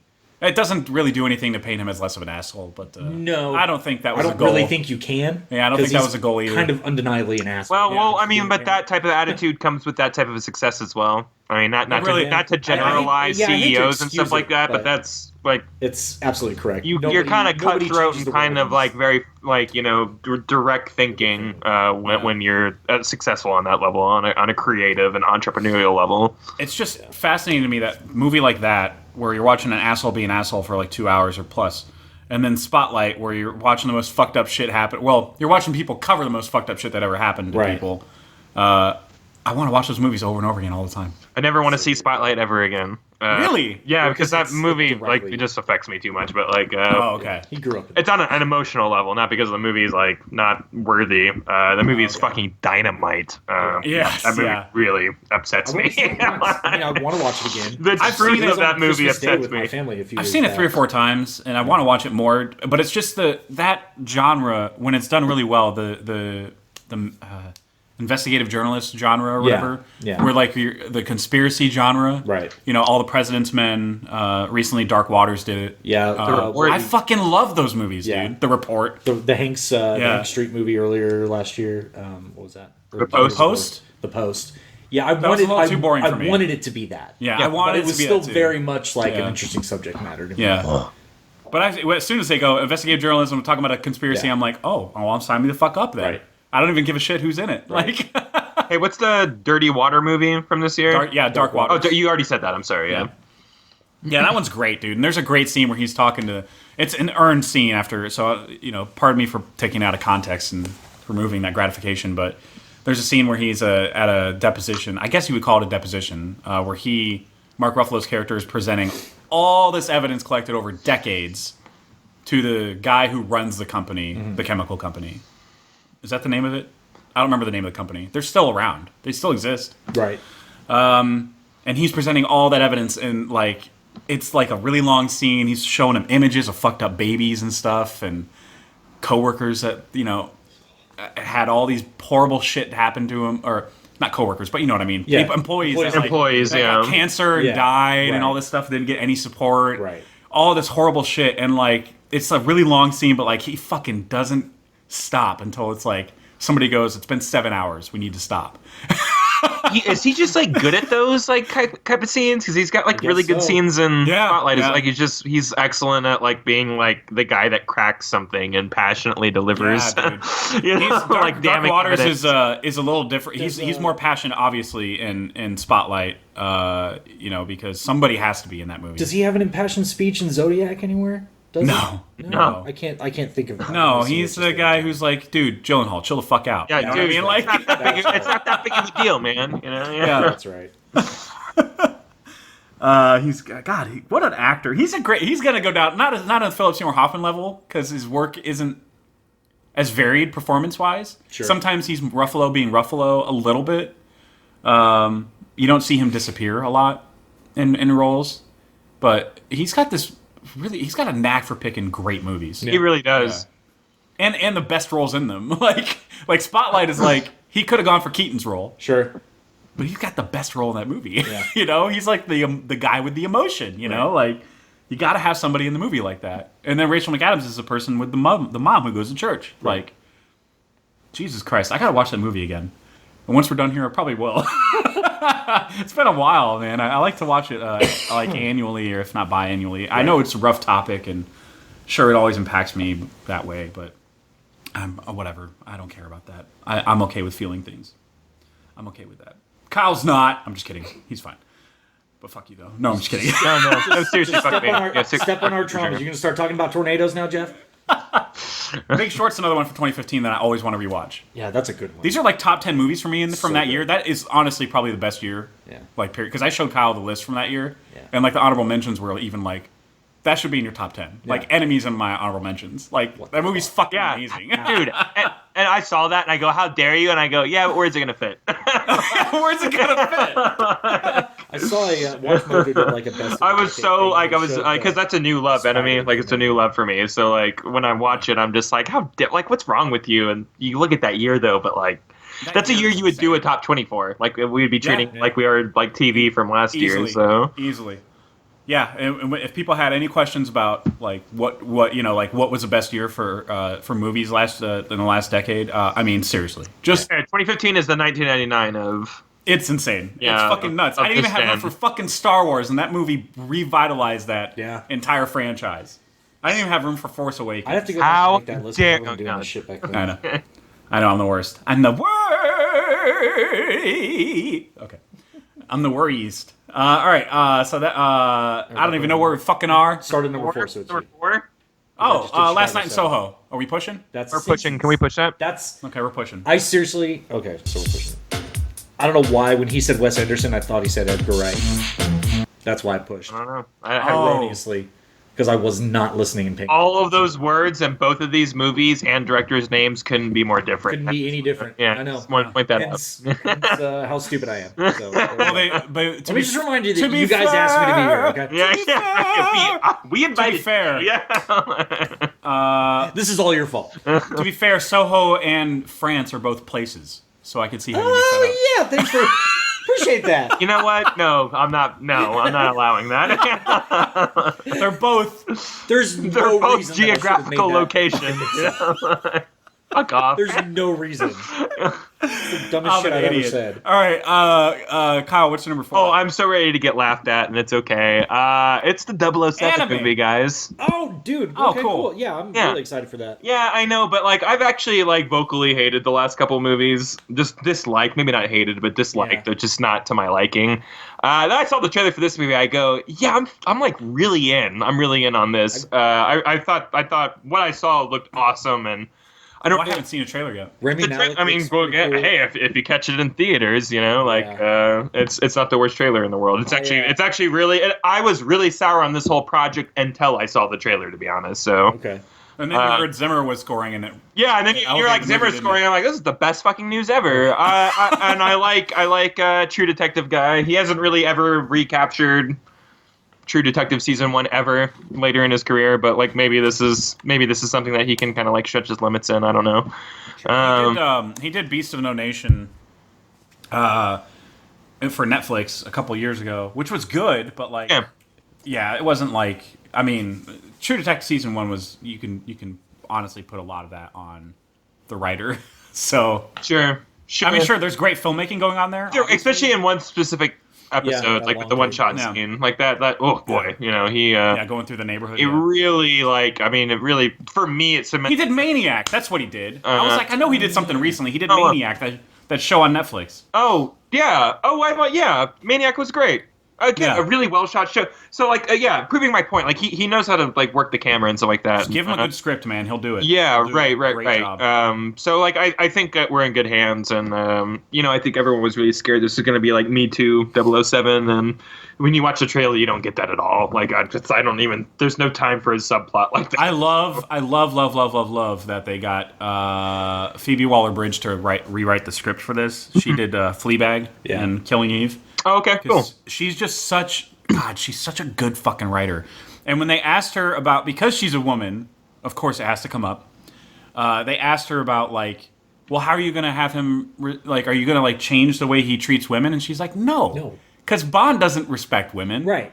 But the movie needs to, and I'm like, oh yeah, there is a difference. It's the smartest thing I've ever heard. I've never heard any of this. That's awesome. I'm really glad you said she's a great writer, because that's what this movie needs, is a great writer, and this has nothing to do with who she is, or if it's a she or whatever. And I think people were globbing onto that. Oh, a girl's writing 007. It's gonna be all Me Too, and it's not. It looks 007 as fuck in this trailer, dude. It looks I don't know, it looks really fun, man. I was really blown away by the trailer and the set pieces. Anna de Armas is going to be awesome. I'm so glad that they're oh yeah, I'm so glad they're pushing her so hard as this action leading lady star, and guess what? Yes to all of it. She can do it, she can pull it off. I'm all in. Yeah, I'm so pumped on that. Whatever it takes. I love Rami Malek being the primary bad guy in this. He looks cool. I assume he's just Mr. Robot, because a hacker. I hope not, though. No. Well, and we're so in the and they have Blofeld as a Hannibal Lecter, type thing. He's probably going to go to him and be like, what am I supposed to do? And I don't know. You already ruined all that, so we'll see how that happens. But yeah, please, as little as possible. Yeah, can we just not? You know what? Maybe not even if you don't think that the girl he left left the entire industry for doesn't turn on him in the fucking opening act of this movie, you're insane. So. Yeah. Oh, I'm closing the franchise because I'm in love with this French girl who's I get it, but I've seen her. I get it, But if you don't think this movie opens up with them being oh, but she's really somebody else, and you're fucking lying to yourself. So I love that they also asked Daniel Craig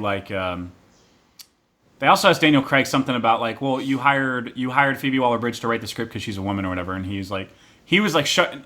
The guy asked him the question didn't say that verbatim. He asked them, how is it having a woman as a writer or something like that. They asked him a question like that, and he was I'm not answering that type of question. Right. We hired a great writer. Right. That's what we did. It's amazing. The woman aspect is amazing. Unimportant. It has nothing to do with it. Yeah. Well, and good writing, pretty upset. He's fuck off. Well, I would be miffed that's at the that thing. Women don't write like women, and men. A good writer just write. I don't get that. What writing's a gender now? It makes no sense to me. So yeah.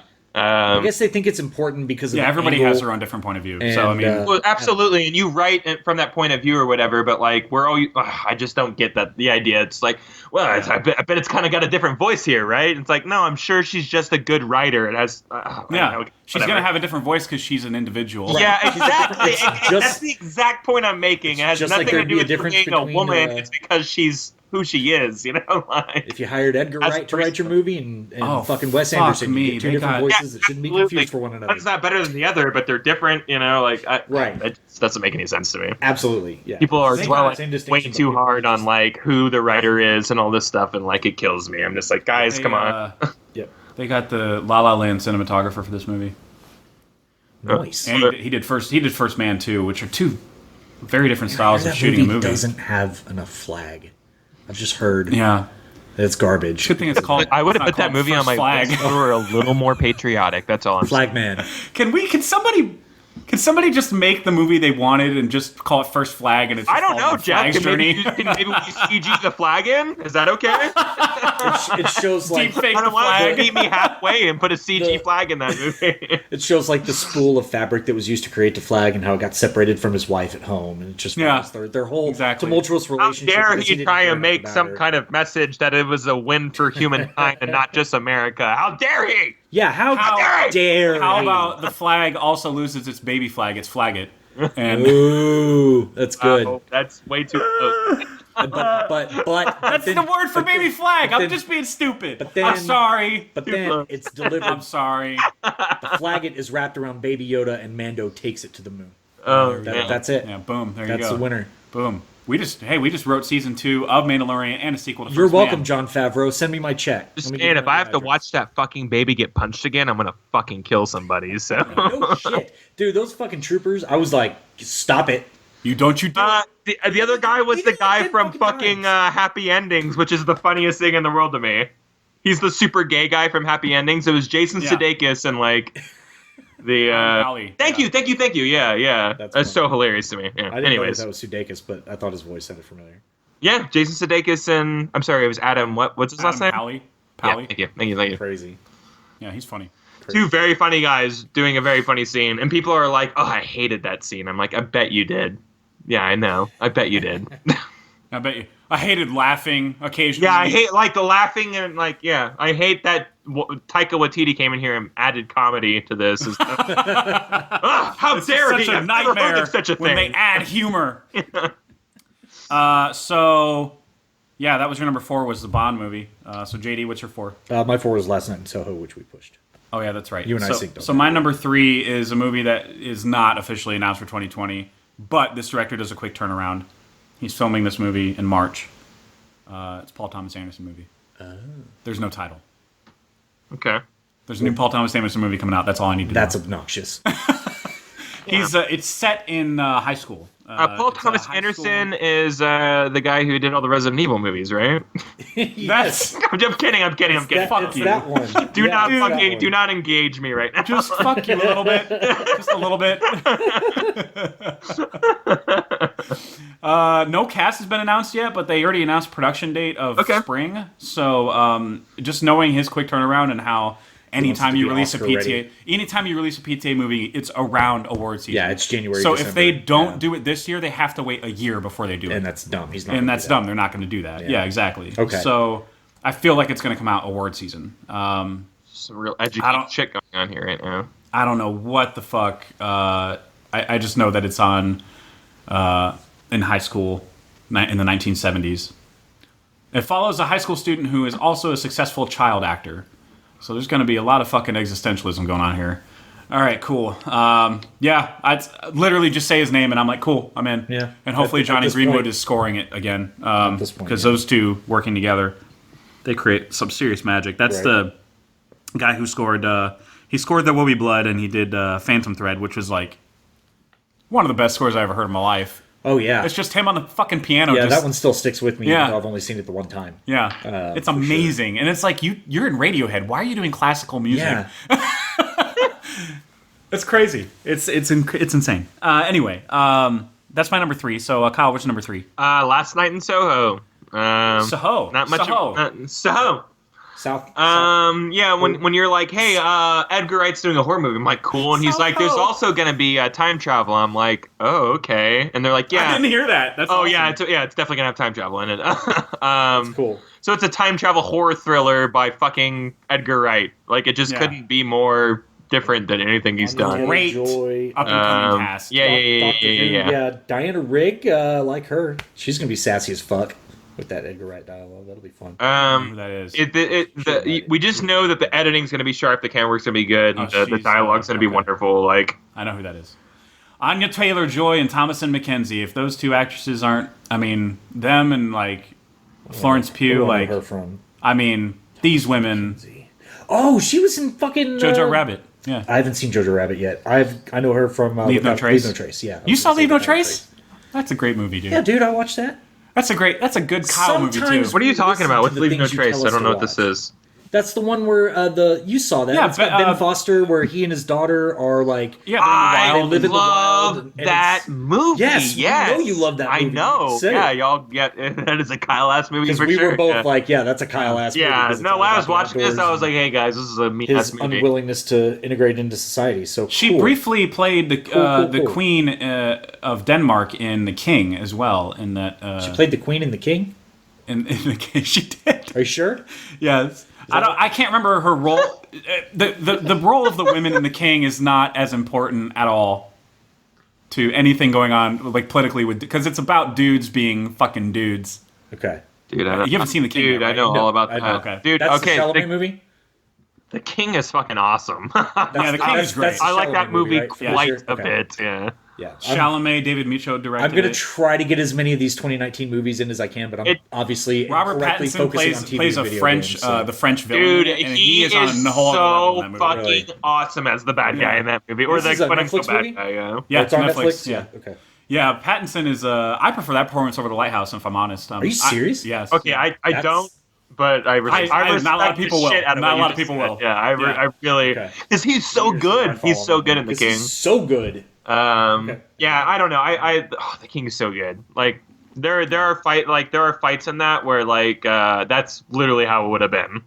Like just clumsy, heavy fighting and stuff like that's exactly how it would have. I love that it removes this the glorification of. No, it's not about if you're expecting some gigantic ballerina fight with all these knights in armor fighting in muddy fields. Y'all are that's not how it was. It was that's why we don't fight like that anymore because it was stupid. Yeah. As much as I love those, as much as I love those movies like Braveheart, The King feels like a little bit of a middle finger in some of those movies. It absolutely does. That's not how it is. Yeah. And Braveheart does an okay job of being hey, it's kind of a fucking mess. Because those scenes are really chaotic and stuff like that. But this is you actually see people kill their own people in these scenes because you can't you can't tell what's going on and people are just getting smashed and killed. It's very Game of Thronesy too, where that scene where Jon Snow's getting suffocated and stuff like that. That shit was so there's real. Some of that. I felt that hard. Man, it was so claustrophobic. These fights I love the score too. It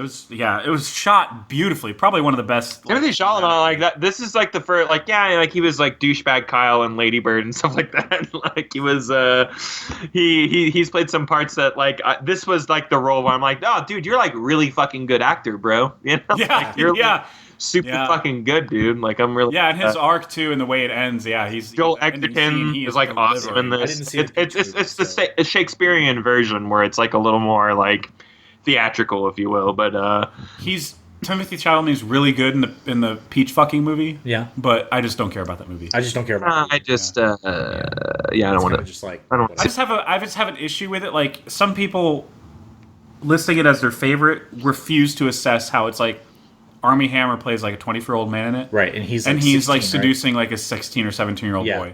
That's the fucking book. Weird. Yeah. It's brave. I know it's the book, but the straight guy wrote that book. No. I know. I'm not justifying it, but it's so weird. The entire basis. It's people won't even put a lens under that story because they just love the movie so much. Yeah. God. That movie's about statutory rape, guys. So yeah. Well, they're in Italy, so it's fine. It's all legal. I don't know. That guy was fucking a little boy, so let's chill out a little bit. Yeah, I approve. And you're dude. Yeah. Not. Please don't. And also, just a random white straight dude wrote the book. And I have seen some people come out against that and go this guy doesn't know how gay people act fucking at all. They don't need peaches. And they're just perpetuating the gay predatory whatever the fuck stereotype that exists for younger dudes or whatever. Okay. They're after younger dudes. Kozar just got out of his 1917. Aren't older guys after younger girls? Okay, whatever. It doesn't matter. It's fine. Anyway. Well, there was that whole when gay people were I say were, but there's still some of it going on, obviously, online at least. But when there was the whole campaign against especially from people in office, were it's kind of similar to the when Trump would say that immigrants are rapists and stuff. Well, that's what they were doing in the 40s too. They were gay people are gonna kidnap your kids and fuck them, and. Yeah, and there's some of call me by your name for some people. even the book, not just the movie, kind of gives some people that like reminds them of that. Okay, like, I feel you. This is just kind of perpetuating that whole, adult gay males are after young kids vibe. Yeah. After confused kids, because that's at best that's what Timothy Chalamet is in the movie. Is just confused. Not confused where he's going to resolve it, but he doesn't know. He has like pent up sexual things going on. Right. He doesn't know how to. Because you're a kid, you don't know how to address it. Yeah. Right. And then this one adult guy comes in, and he's like, "Hey, how about you fuck this peach real quick or whatever?" I think that's wrong, no matter what the sexual. Is that what context happens? Is. Yeah, Does he fuck a peach? Is for any of the people involved. He fucks it. He's wanna- alone, but yeah, he does jerk off into a peach. Okay, that's all right. Yeah, and in the book, the guy eats it. In the movie, it doesn't happen. Aww. In the book, the other guy, his love or whatever, and some people are defending that from the book. It just symbolizes oneness, and I'm like, wow. Can we just? That's a reach. That's a reach around. That's a reach. Oh, it's a peach around.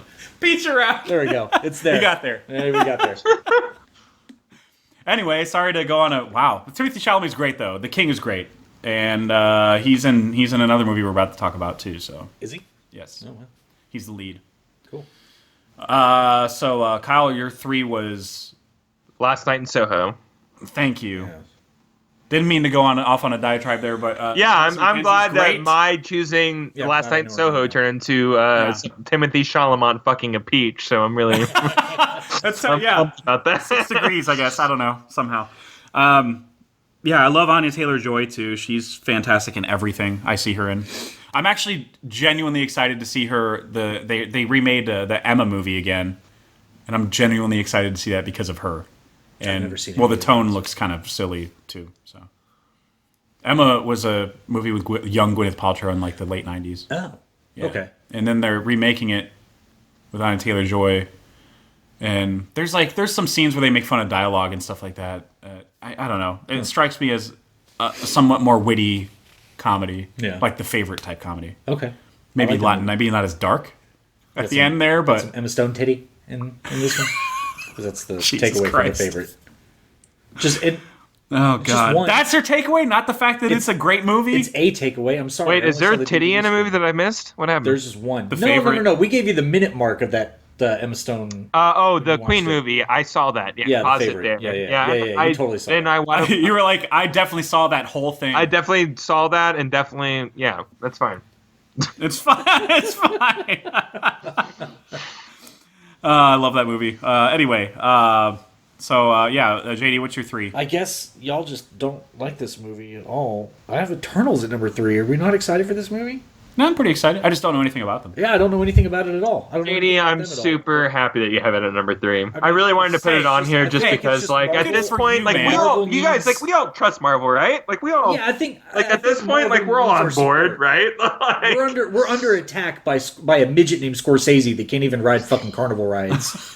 Who just decides to make 3.5-hour boring ass movies. It would be Oh, a better God. movie. hey, man, We're under Irishman's attack. really good. Fuck you. How Irishman's about we fucking don't? great. How about we don't?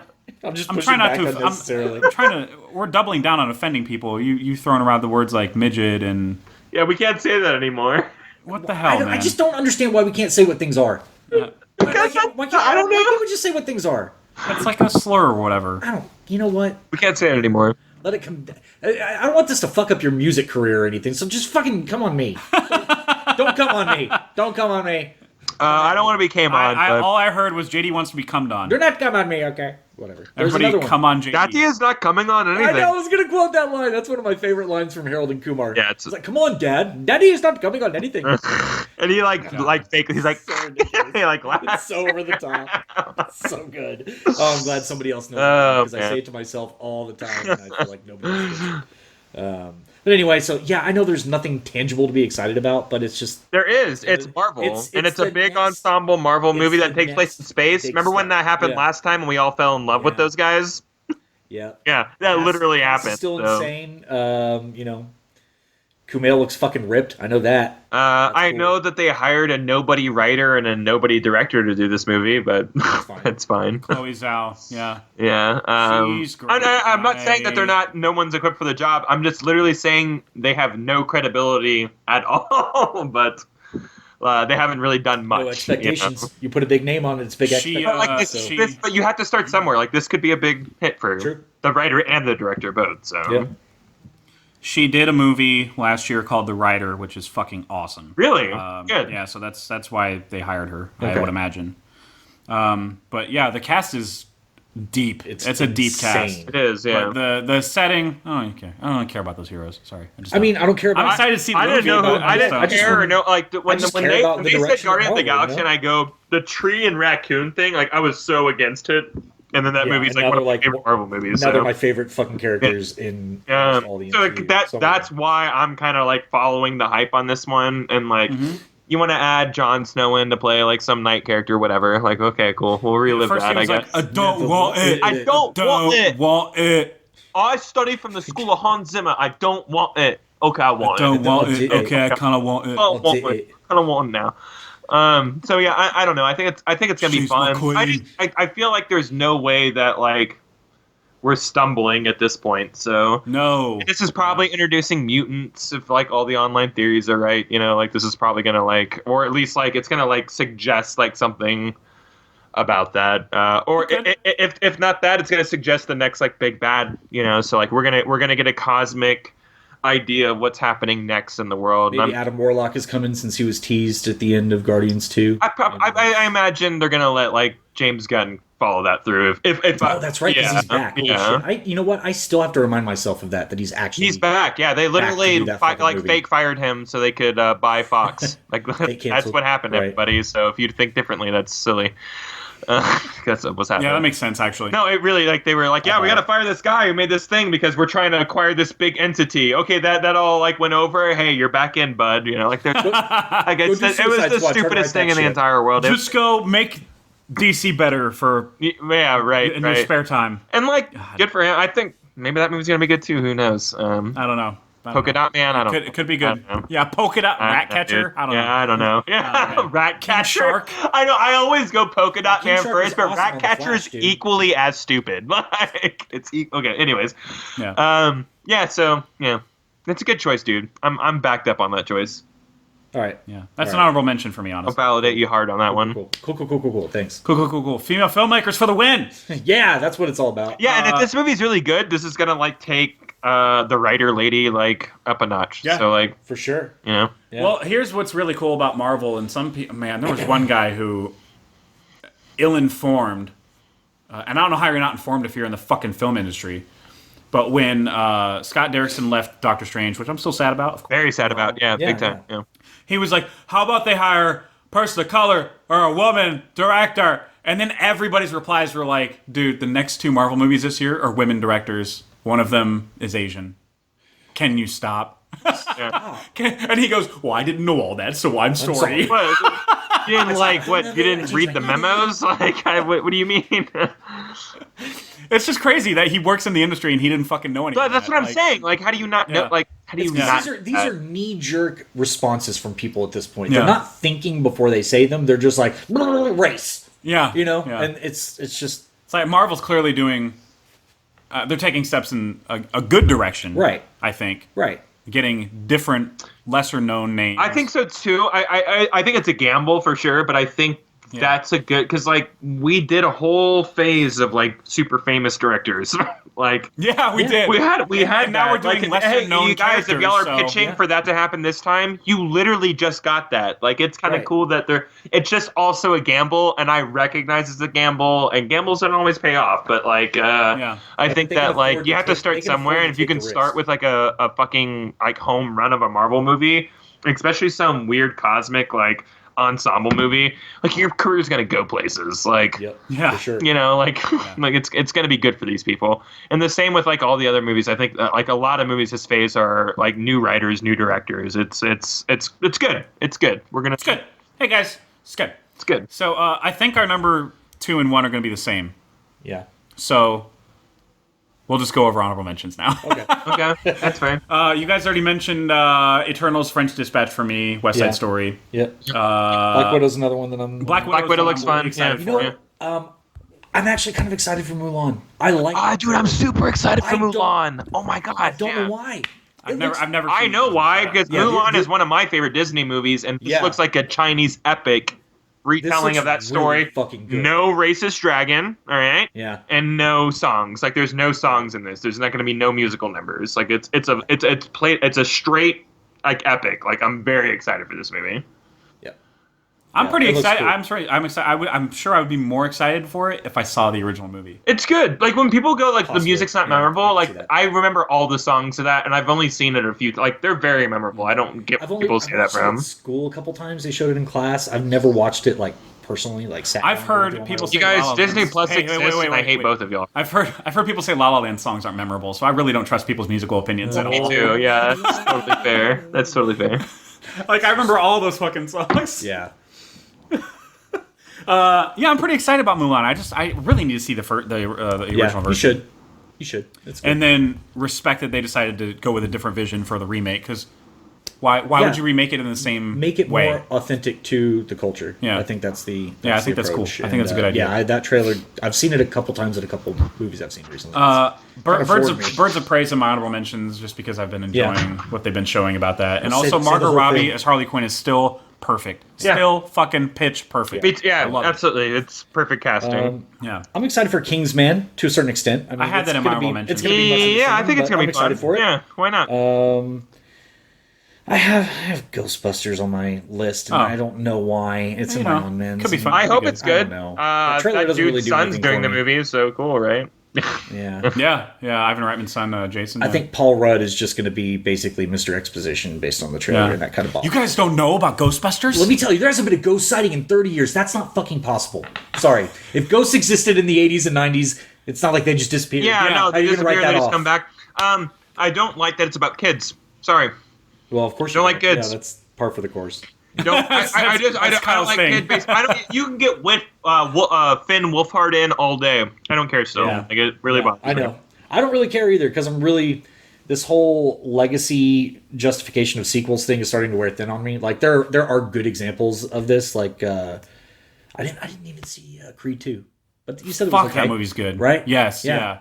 It doesn't really live up to the first. I remember you saying, but no. The first one, I don't know. I guess I was just in a weird mindset when I saw the first one. Sure, I was an emotional wreck when I saw Creed. I don't know why. Yeah, I don't know why. I think it was just like the imagery and the score, especially. Yeah, the score is really good. I mean, I was just like, there were scenes in there that were so fucking powerful to me. I saw Creed right after watching Fruitvale Station, so I was just already a wreck. That. Yeah. And then it's like, damn it, Michael B. Fucking beautiful bastard. And then so same good. director. Right. Creed 2 is different director, but still it was really good. It was just, there were certain beats that I was like, oh, really? They're doing like they reveal this very early in the movie. Did you guys both see Creed 2? I have not seen Creed 2, no. It's on Hulu. Yeah.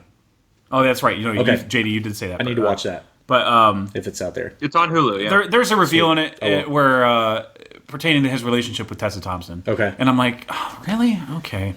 It felt like that's just maybe like just it's kind just of like we're doing this. Oh. I feel like we've done this in sports movies before. Like it's just Creed felt so different. For me. And even though it was like there were certain beats that were similar to Rocky, some of it felt like I don't know. So much of it just felt different to me. Yeah. I don't know.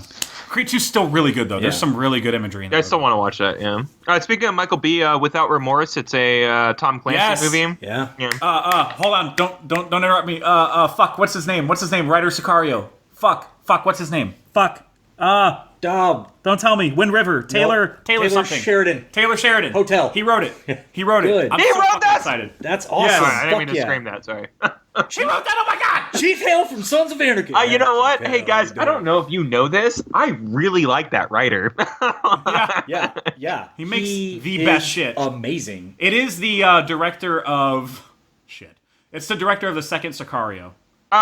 Shit. Oh, the poo-poo He's one? the one who changed the script. You know what? The one that was like, I know better for these characters. And what was intended. Maybe the biggest disappointment for me, like in this entire decade. I agree. I still like that movie a lot coming out of it, but it really wasn't until... The movie still holds itself together, but like...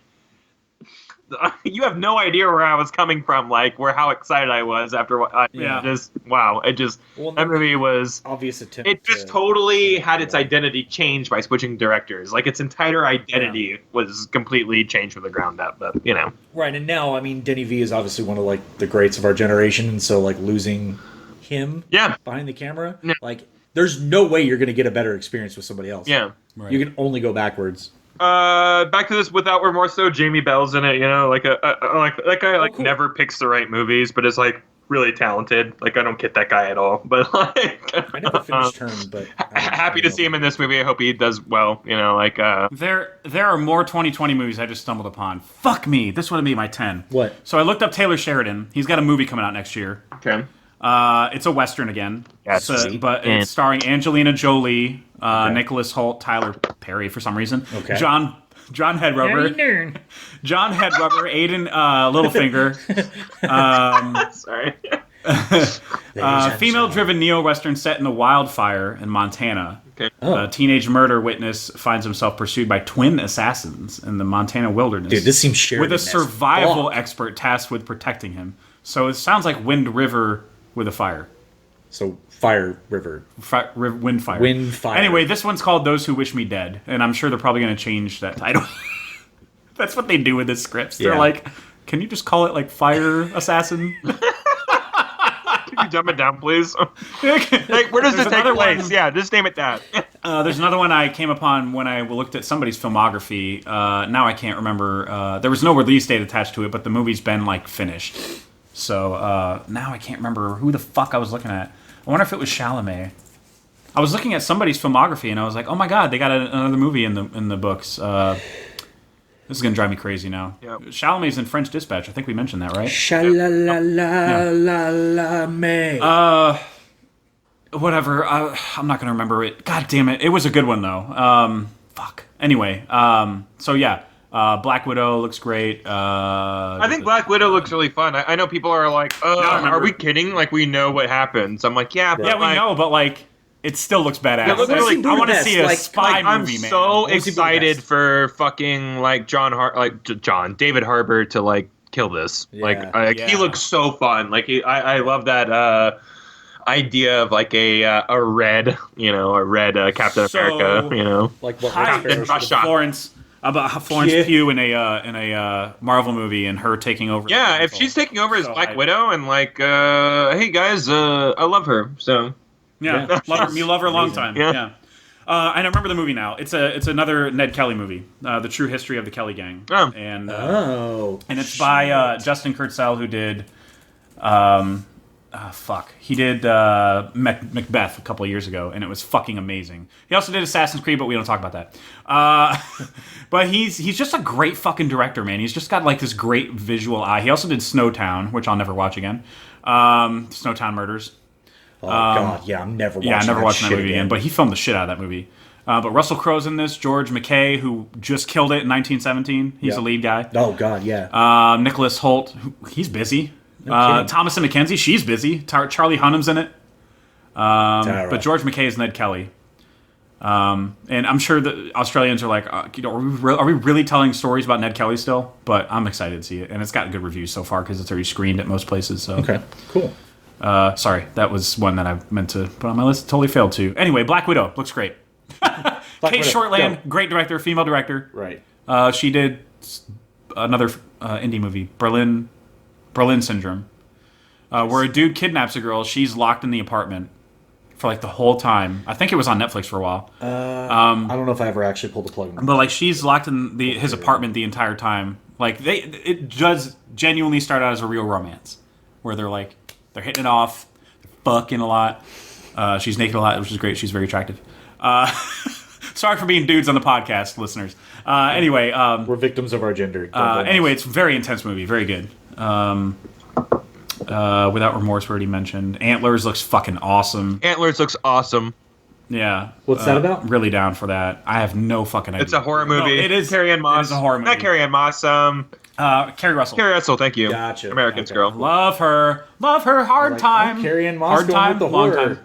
Kind of that Jesse Invisible Man shit. Plemons, Del Toro's producing, Scott Cooper directs, who did Black Mass, Hostiles, and Out of the Furnace. He's a great director. I'm just saying, if we're giving that dude from Rogue One his own movie, let's give Carrie Russell her own Star Wars movie about her under character. Yeah, he's getting a show, right? I'm sorry, his own show. Yeah, I want her to have her own show too. Yeah. Yeah, her and that planet. Fuck, I mean, And they have, this and whole Boba Frank story that going everyone's on. obsessed about, the little guy. Boba Frick. Yeah. Babu. Hey, he's podcast voice. Hey, yeah. Yeah, I don't know. I can't, but you No, guys. you're good.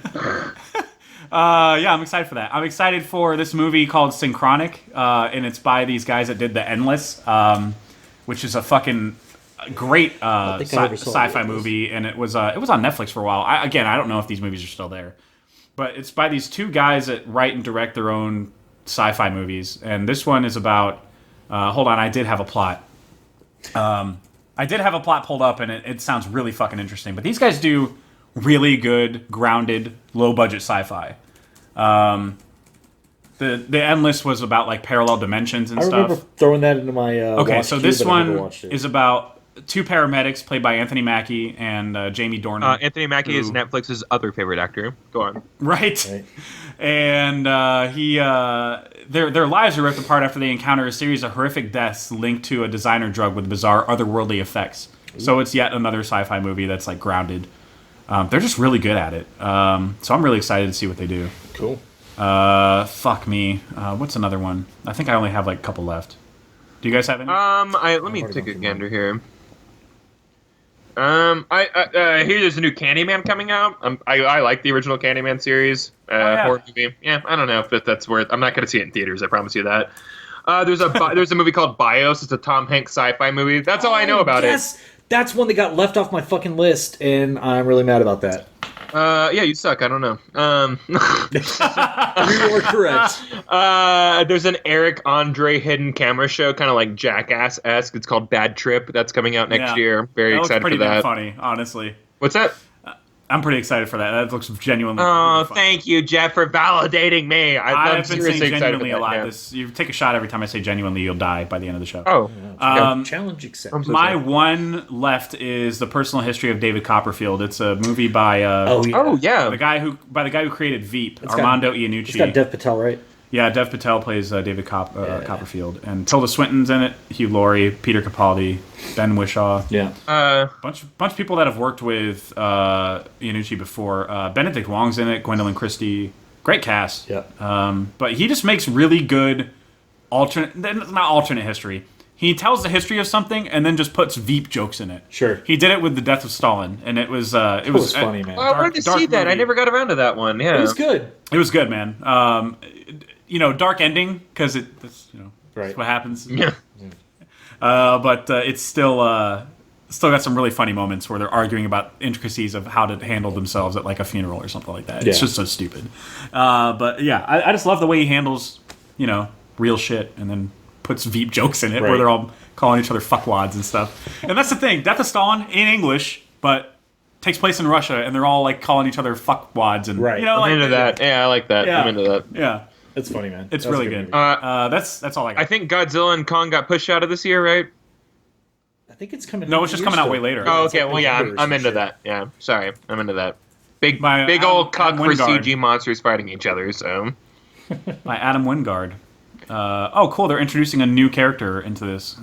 Kate, I know that you already shot the movie. Hey, leave all the humans out. Can we do that? Yeah. Can we leave every human out? This is a really good cast, and they do have some returning characters. They do have Millie Bobby Brown and Kyle Chandler back, who I don't give two fucks about.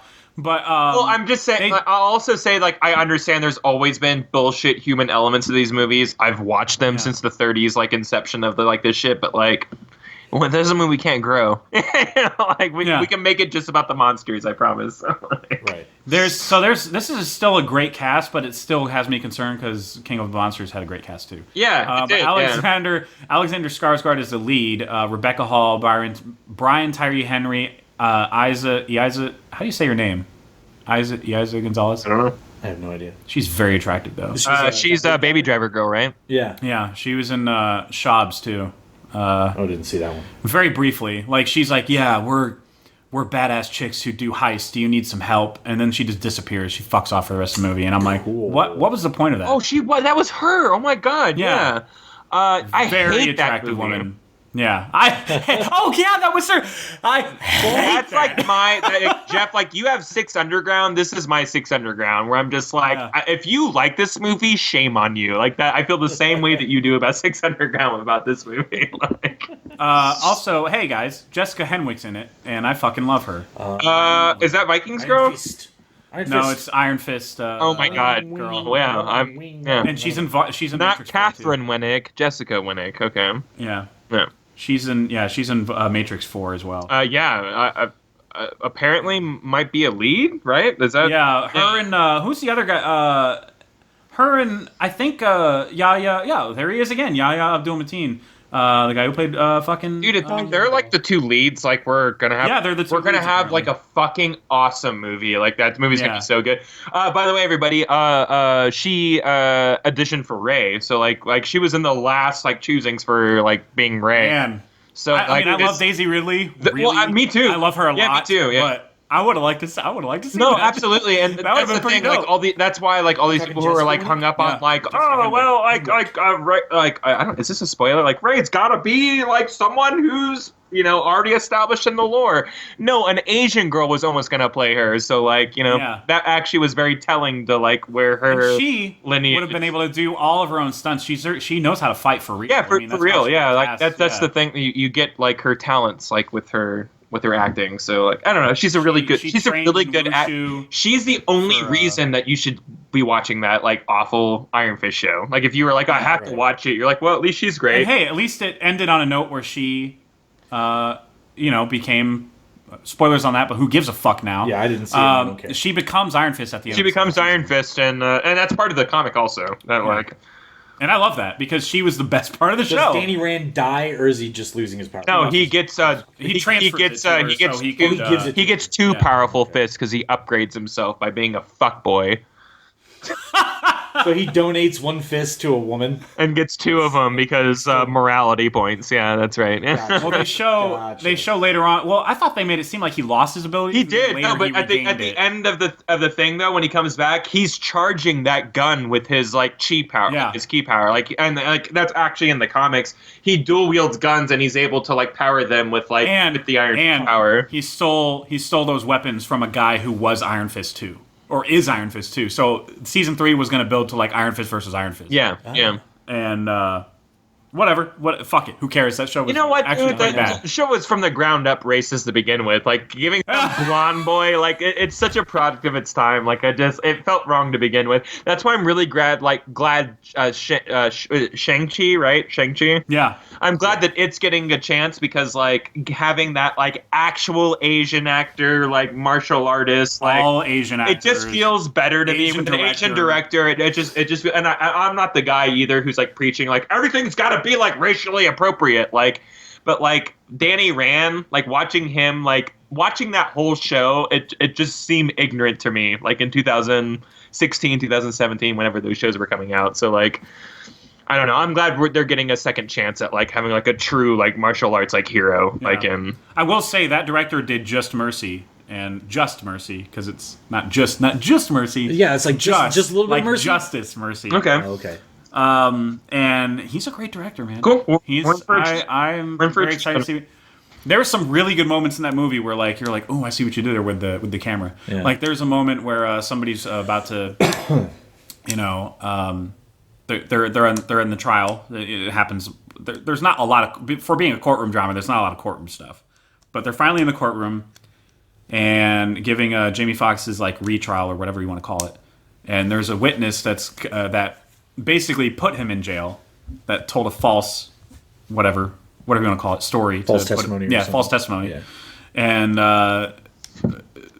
Michael B. Jordan convinced him to go on the stand to recant his testimony and be like, yeah, I totally lied because the cops forced me to under duress.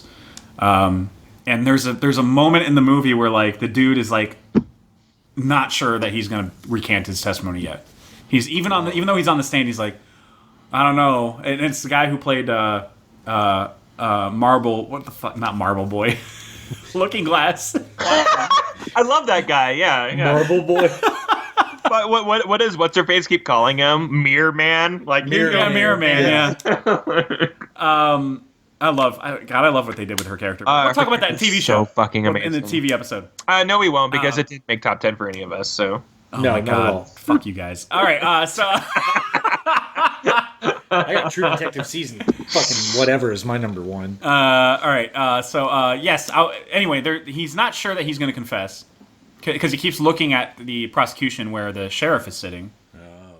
and he knows what that sheriff is capable of. He's next if he does it. And so, like, the camera stays there, focused on the witness's eye line, looking at the sheriff, and then Michael B. Jordan steps into the frame in front of the sheriff, so he can't see him. Right. And I'm like, that is a fucking brilliant filmmaking move. Right. That's also a brilliant legal move too. Yeah. Like just for courtroom. Yeah. So he posture. just stands right in front. Yeah. And I've seen many courtroom dramas. Right. Obviously, never he's considered that lawyers do that for real. Yeah. And I'm sure they do. Yeah. You know. Yeah.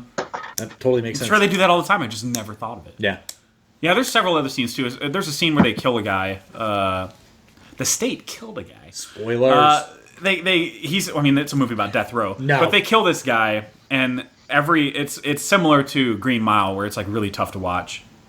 But the way that they film all of it, like the minute they hit the switch and the dude's getting electrocuted, you see him getting electrocuted through the mirror. Or not the mirror, but the glass. The reflection of the glass, yeah. And you're looking through the glass. You're seeing Michael B. Jordan's reaction to it. And I thought that was another brilliant filmmaking move. Yeah. There's a lot of good shit in that, and it gives me hope for Shang-Chi. Cool. Hopefully Shang-Chi gets like Wu Ping on the choreography or something. Somebody from like Ip Man, like because he did Matrix too, but he's the most famous like the guy from Man from fight Tai Chi, choreographer. right? Yeah, exactly. He directed Master Z as well on Netflix. Oh, I'm watching that this weekend. Yeah. No. Yeah, it's really good. It's a great spin-off. It's like the same guy from Ip Man 3. Well, he was a standout. I said that whenever I go, which is so crazy this is happening, where it has happened. I go, that guy really overshadowed fucking Donnie Yen in that movie. Like he had all the best. Yeah. He had all the best fight scenes. I would take a spin-off of this, and they fucking did. Yeah, they did. And this is like I literally called that. And I go, yeah. I mean, we're getting a little hammy with like Donnie Yen here, with he's fighting fucking Mike Tyson and shit like that, and like you have this other guy who's like killing it all movie. I'm like, wouldn't mind if we spend off on this guy, and here we are. So, by the way, Dave Bautista is really good in that movie. It's really enjoyable. Good. All right. Anyway, so yeah, we can. I mean, do you guys have any other honorable mentions? No, that's it. That's it. Okay, so my this changed after I saw the trailer in the theater. Yes, me too. Me too, Jeff. Sorry. Yeah. Oh, so your number one was also different. Okay, cool. Was very different until that trailer came out, and I go, fuck. Well, I was always correct. Jay, I don't know if you watched that new Rockstar thing, but like I'll be quoting that a lot. No, I haven't watched it yet. Cause you just mentioned it a couple days ago, and I haven't been home, so I'll watch it. Yeah. No, like if you want to have your mind blown out of your back of your, because like these guys are really right usually. So like, yeah, I will say sometimes I don't want to know that. I'm surprised in the movie. Sometimes he throws a lot of shit that doesn't quite stick for me. Sometimes, but I get it. You got to fill a 5-minute video, and you got 4.5 minutes of good stuff. Yeah. Well, I mean, like it's a 15-minute breakdown of a 2-minute trailer, so there's probably gonna be some bullshit in there for sure. Yeah, I love it. I love new rock stars. I love Aaron. Yeah. Somebody asked, "Hey, what's your most anticipated movie of 2020?" I just put a GIF that said it hasn't happened yet. That's how you reply to that, right? I get that. My our number 2. Yeah. Is Dune. Yes. Okay, cool. 100%. All of ours. Yeah. Hey, can I make another Villeneuve guarantee? What's that? Sure. Okay. There's no fucking way this movie's gonna suck. There's no way.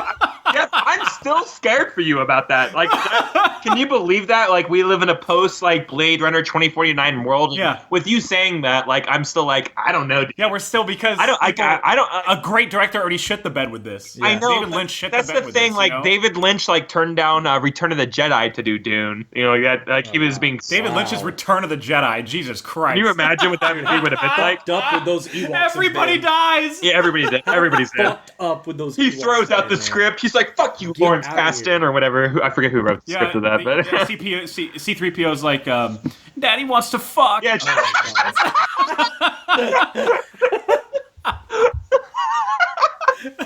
Oh my god. Oh my.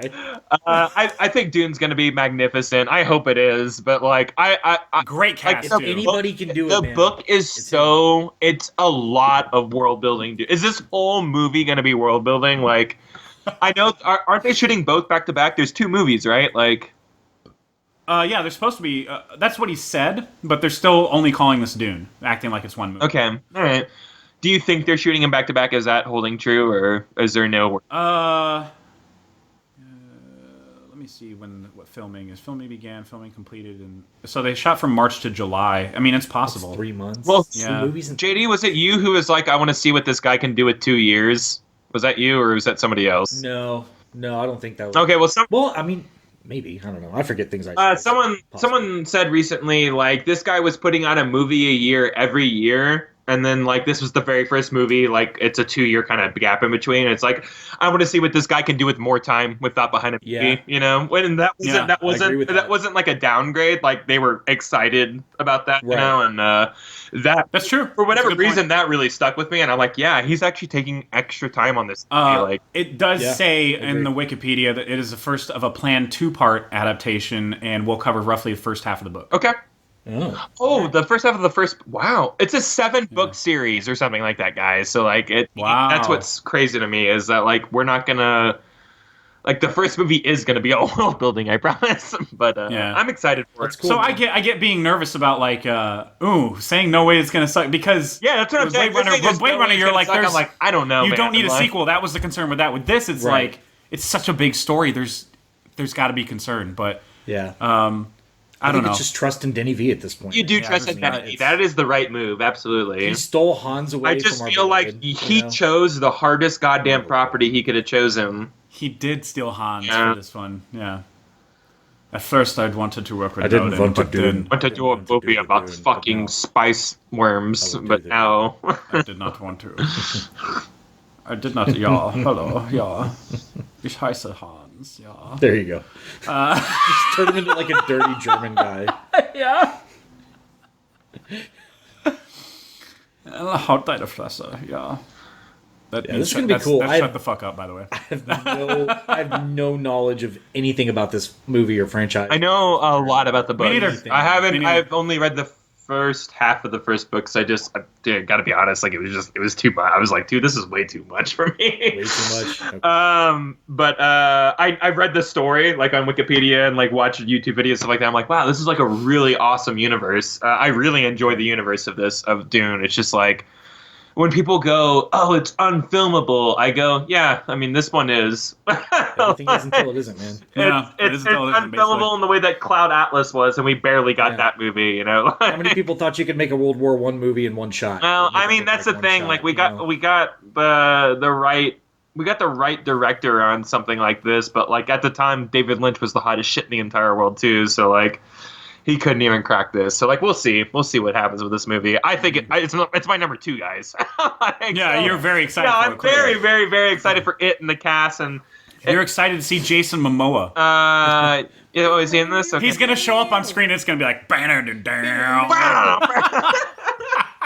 yes, I'm in. Everywhere he goes, it's a fucking guitar riff. No, but for real, this cast is loaded. Yeah. Shalamalama Ding Dong is Shalamalama Ding Dong. He's Rebecca Ferguson, who I would let Rebecca Ferguson inhale my soul 10 times over. Yes. Oscar Isaac, Josh Brolin, Stellan Skarsgård, Dave Bautista, Zendaya. Good for her. David Das not gonna pronounce that last name. Dude from Too Old to Die Young and shit. Babs Oliska. Yeah, this dude. Can we get the girl from that show too? Then? I'm sorry. Oh, okay, yeah. I know what you're talking about. Yeah, he's the. I can't describe the way you pronounce his name. It's the African American guy that Miles Teller's character deals with a lot in the underground. Yeah. He was the guy that his partner was reporting to, Damien. basically. Yeah.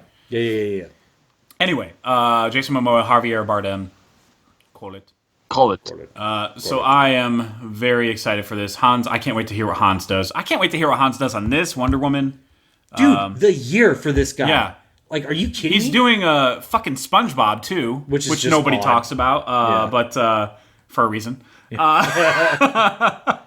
But yeah, he's got a crazy year. But it's he's the type of composer that has a studio with a gigantic team, so he can literally just write something, right? And be like, here, you notate this, and then have somebody record it. Like all he has to do is write. Yeah, right. Space Jam 2? Are you fucking serious? No, that's not true. Is that a thing? That's not next year though. But he is doing Top Gun Maverick. That's another one that he's doing. Zimmer? Yeah. Oh wow. Okay. Yeah. I'm excited for that one. It's I just don't have the love that people have for the first one. Okay, I don't have either. a I don't little bit either. of And that can I love just for the say, first one. anybody little over the age of 40 doesn't fly planes like that in the Air Force. They fire you. So he's 50. He's 60. right. You know, You become a flight instructor like the guy who's over the age of 40 Like in the you just original like movie. you would. He still wouldn't be the best. Like biologically, it would be impossible. Right. It's but not it's cool. possible. Whatever. Yeah, your body can't handle that much stress unless you run all the time. Oh, wait. It's not a documentary. So there's- you know, it's fine. Facing an uncertain future. I'm reading the synopsis, and that's the only thing it mentions. I have to assume drones are a part of this movie. Maverick? Yeah. Yeah. Because why? I mean, what else is there? What else is there that could be a compelling story? Because why would you have pilots in this? Right. So it's that Jamie Foxx movie, Stealth. That's what this is. Oh, yeah. Oh God. God, I hope not. Too bad I lost that DVD in the tornado. You threw it up in the tornado. Let's be real. Take this! Let's see what happens if I try this. That's awesome. It's become sentient. Jessica Biel's like, I'm acting. Hey, that bikini shot, though, that's what clued me into her. Oh, Jessica Biel, Yep. her greatness. Her Let's greatness. call it. Yeah. Yes. My mom, and she only does this because it makes me mad, insists she for some reason watched Blade Trinity with me. Mm-hmm. After not seeing the first two, or just... Yeah, she hadn't seen the first two. What? Okay. That She watched Blade Trinity. That doesn't make sense. That movie is so bad. It is. And she's judging Jessica Biel's entire career based on that movie. No. So anytime I bring up Jessica Biel being great in Limetown on Facebook, or for some reason on Facebook, Yeah. or The Sinner, she's like, she's so bad, and like she just says it just to make me mad because she knows I'm like, you don't watch any movies with her in it. You just watch Blade Trinity. Yeah, right. Yeah, it'd be like Now that I that'd be kinda know your mom that'd be a like little bit, judging that's her off fucking all of her ass totally shots see her in doing Texas Chainsaw Massacre. You know? You mean the girl just is supposed to ass shots for an hour and a half? You're like, yes, I'm talking about Jessica Biel. You know? Seventh heaven. Yeah, there was a certain point where she wasn't doing any solid, challenging work. Yeah. Let's call it challenging work. Yeah. She was just doing movies like that where it's like, so you need me to take my shirt off for the scene? Or Yeah, right. Show my Yeah, bra. but you know what? My ass. Yeah, she'll be wet. She's Yeah. wet in every movie Yeah, for she's like always a Her decade. wearing, Yeah. her Should we wearing need a like waterfall? a tank top with a cowboy hat, walking through long corn with her butt hanging. Like that's good. It's pretty good for like me, one of the- guys. So like let's not Texas like Chainsaw diminish. It does it for let's me, not yeah. diminish how great those roles were. Okay. Right. So I'm very excited for Dune, but our collective number one is Tenet. Tenet. Actually, mine isn't. Mine was actually. Wonder Woman. Yeah, it was Wonder Woman. Yeah. You're like, oh, Chris Pine's back. Chris I don't Pine's give a fuck back. I'm in about love with steaks him. at all. Can we make the 1917 joke? It's like, oh man, I missed 2 through fucking 83. That's fucking crazy.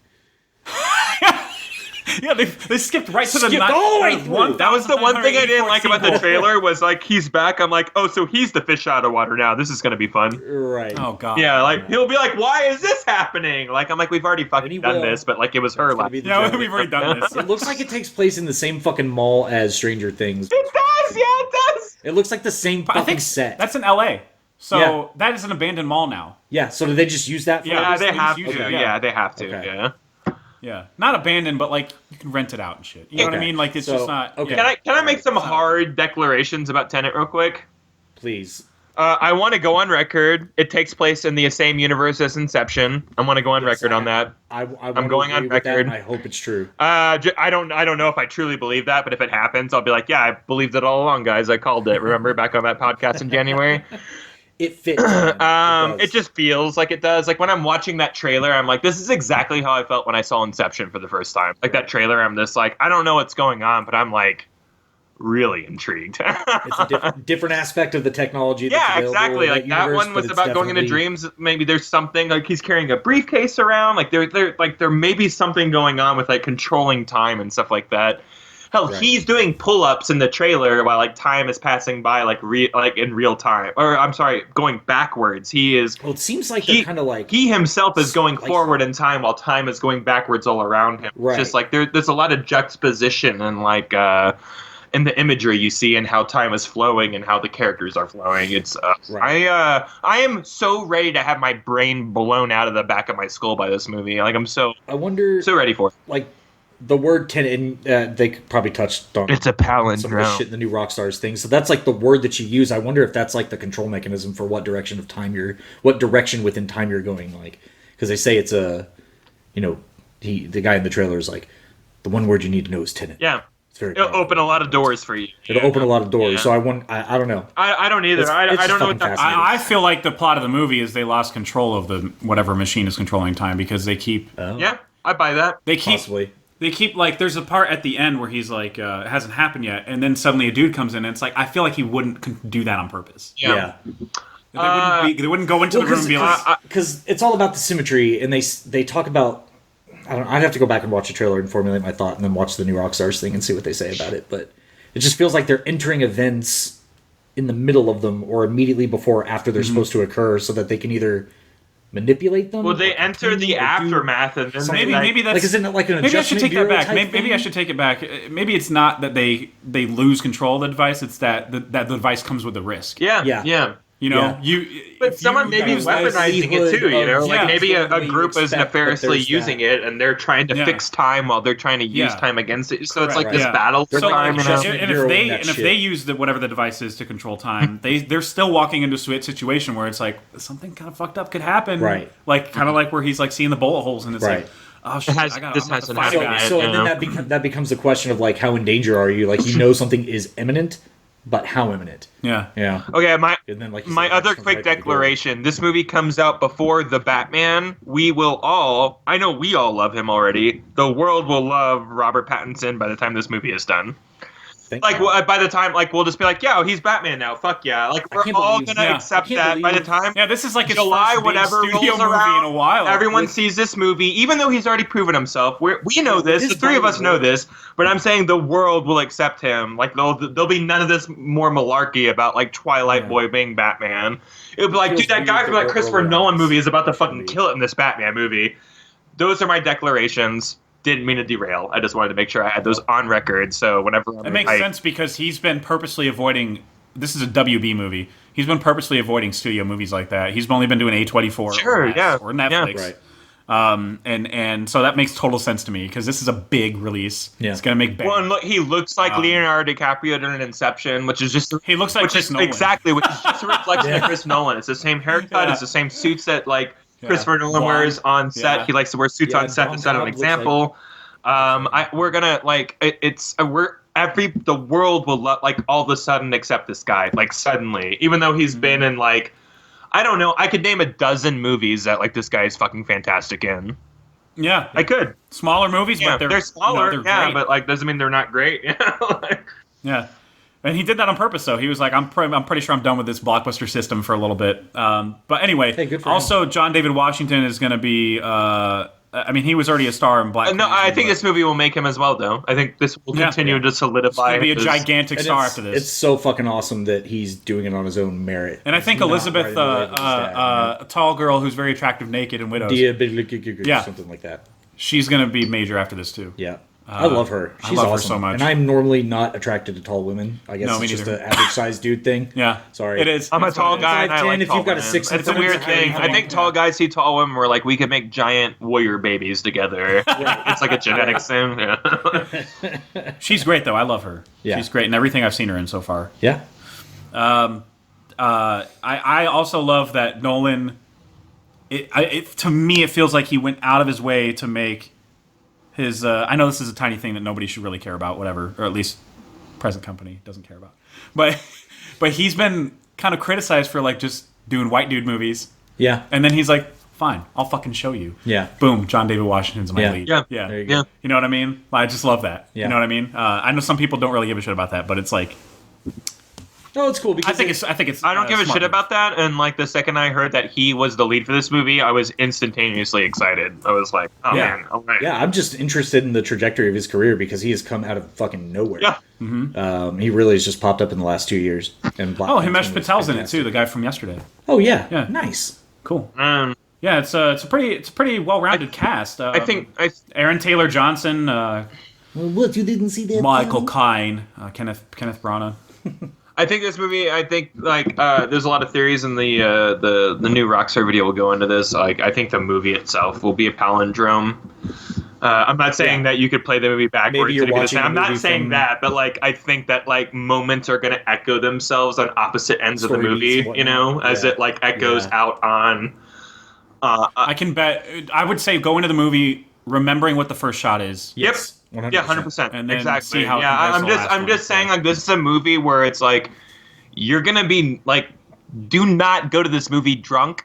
Like, do not go to this movie impaired. Damn it. Like, bring your brain to this movie because, like, it is going to be a thinker. And I'm not talking about, like, did the top drop thinker? I'm talking, like, this is really going to be, like, this is really going to be a thinker. I think this is going to blow all of our minds. I think this is going to continue to solidify Christopher Nolan. Like, why does this guy get millions of dollars to do these, like, new ideas when nobody else gets this? This is why, because he puts out movies like this. Like, he's going to continue to, like, prove, like, why he gets the budgets he does from, like, the studios he does. Because, like, I feel like nobody funds original ideas like this. Not on this level, not at this budget. They don't. I'm just sorry, they don't. I feel like he did, every time. He did Dunkirk not only to be like, hey, guys, I don't have to do this high-concept fucking shit all the time. But also... he's like, I can do award-worthy shit, and Dunkirk also gave him a pass, even more of a pass, to do anything he fucking wants. Yeah. Because that movie, I mean, even Quentin Tarantino, and like I listened to his podcast that he was on. He was on a podcast called The Rewatchables. Yeah, and they talked about how like Dunkirk basically gave Nolan a pass to do anything he fucking wants now, even though he already kind of was doing that. Yeah, he already had that. But it's pass, even more. It just reaffirmed. Well, again, this movie's going to continue that. Like, I think because like for whatever reason, his high concept movies hit a mass appeal. Like they really do. Like I don't know how either. Like because like his movies are smart, and I know like when you call things smart and cerebral, like it's like offensive now or whatever. But like he is though. Yeah. Like I mean, like that's what he is, and that's why you like his movies because like you. I didn't like it. Guess I did. Well, I mean, like that's how people say it. That's how people think that. You either feel smart while watching it, or you feel like you have to watch it again to get it. And like, there's something there to like, I don't know, his level of creativity and like, I don't know. He's just making the most original movies that are coming out right now. And even Dunkirk was a very original tactic. There was never a war movie like that. You've never seen one like that. That was the very first time. Yeah, exactly. It was another reinvention of his common enemy, time. Yeah, still worse than Blade Runner 2049, but that's okay. Still way worse than 2049. I don't even want to go there. So I mean, dude, wait, hold on. It's way worse. I have another point I want to make. It's almost a bad movie compared to 2049. So. Oh Jesus Christ! I'm unplugging my headphones. So I find this interesting because Tenet has, to me, Hans written all over it from a score standpoint. Yeah, right? yeah. Like thematically with the palindromes and the way he can work with music and all that. But the guy that he's got scoring this is the same dude that did. Yeah, it's got Black Panther, both Creed movies, Ludwig, yeah. Station. Yeah. And those are just super emotional movies. So I'm really excited for him. He's so fucking good, amazing. He's dude. so good at like, and before he was doing that, he was just Gambino's producer. Yeah, he was the guy who made beats for Childish Gambino. Right. Yeah, so like this guy. He's been like speaking to us for a while. He's got a very fascinating way of thinking about music and crafting it. Yeah, I'm so excited. Whereas for Hans, this movie. I don't want to say Hans isn't a one-trick pony. Don't get me wrong. No, but he has a style. You know, like, yeah, and he even has his recurring motifs that he just borrows from other movies sometimes. Yeah, but like it's a Hans score when you hear it. Yeah. Whereas Ludwig is like, oh, that was a Ludwig score? Oh, cool, man. You know, like he's constantly reinventing himself. But he does love, the only thing that I noticed that he does love doing is there's brass instruments, but he uses them differently than Hans uses French horns. Hans loves French horns. Hans loves French horns.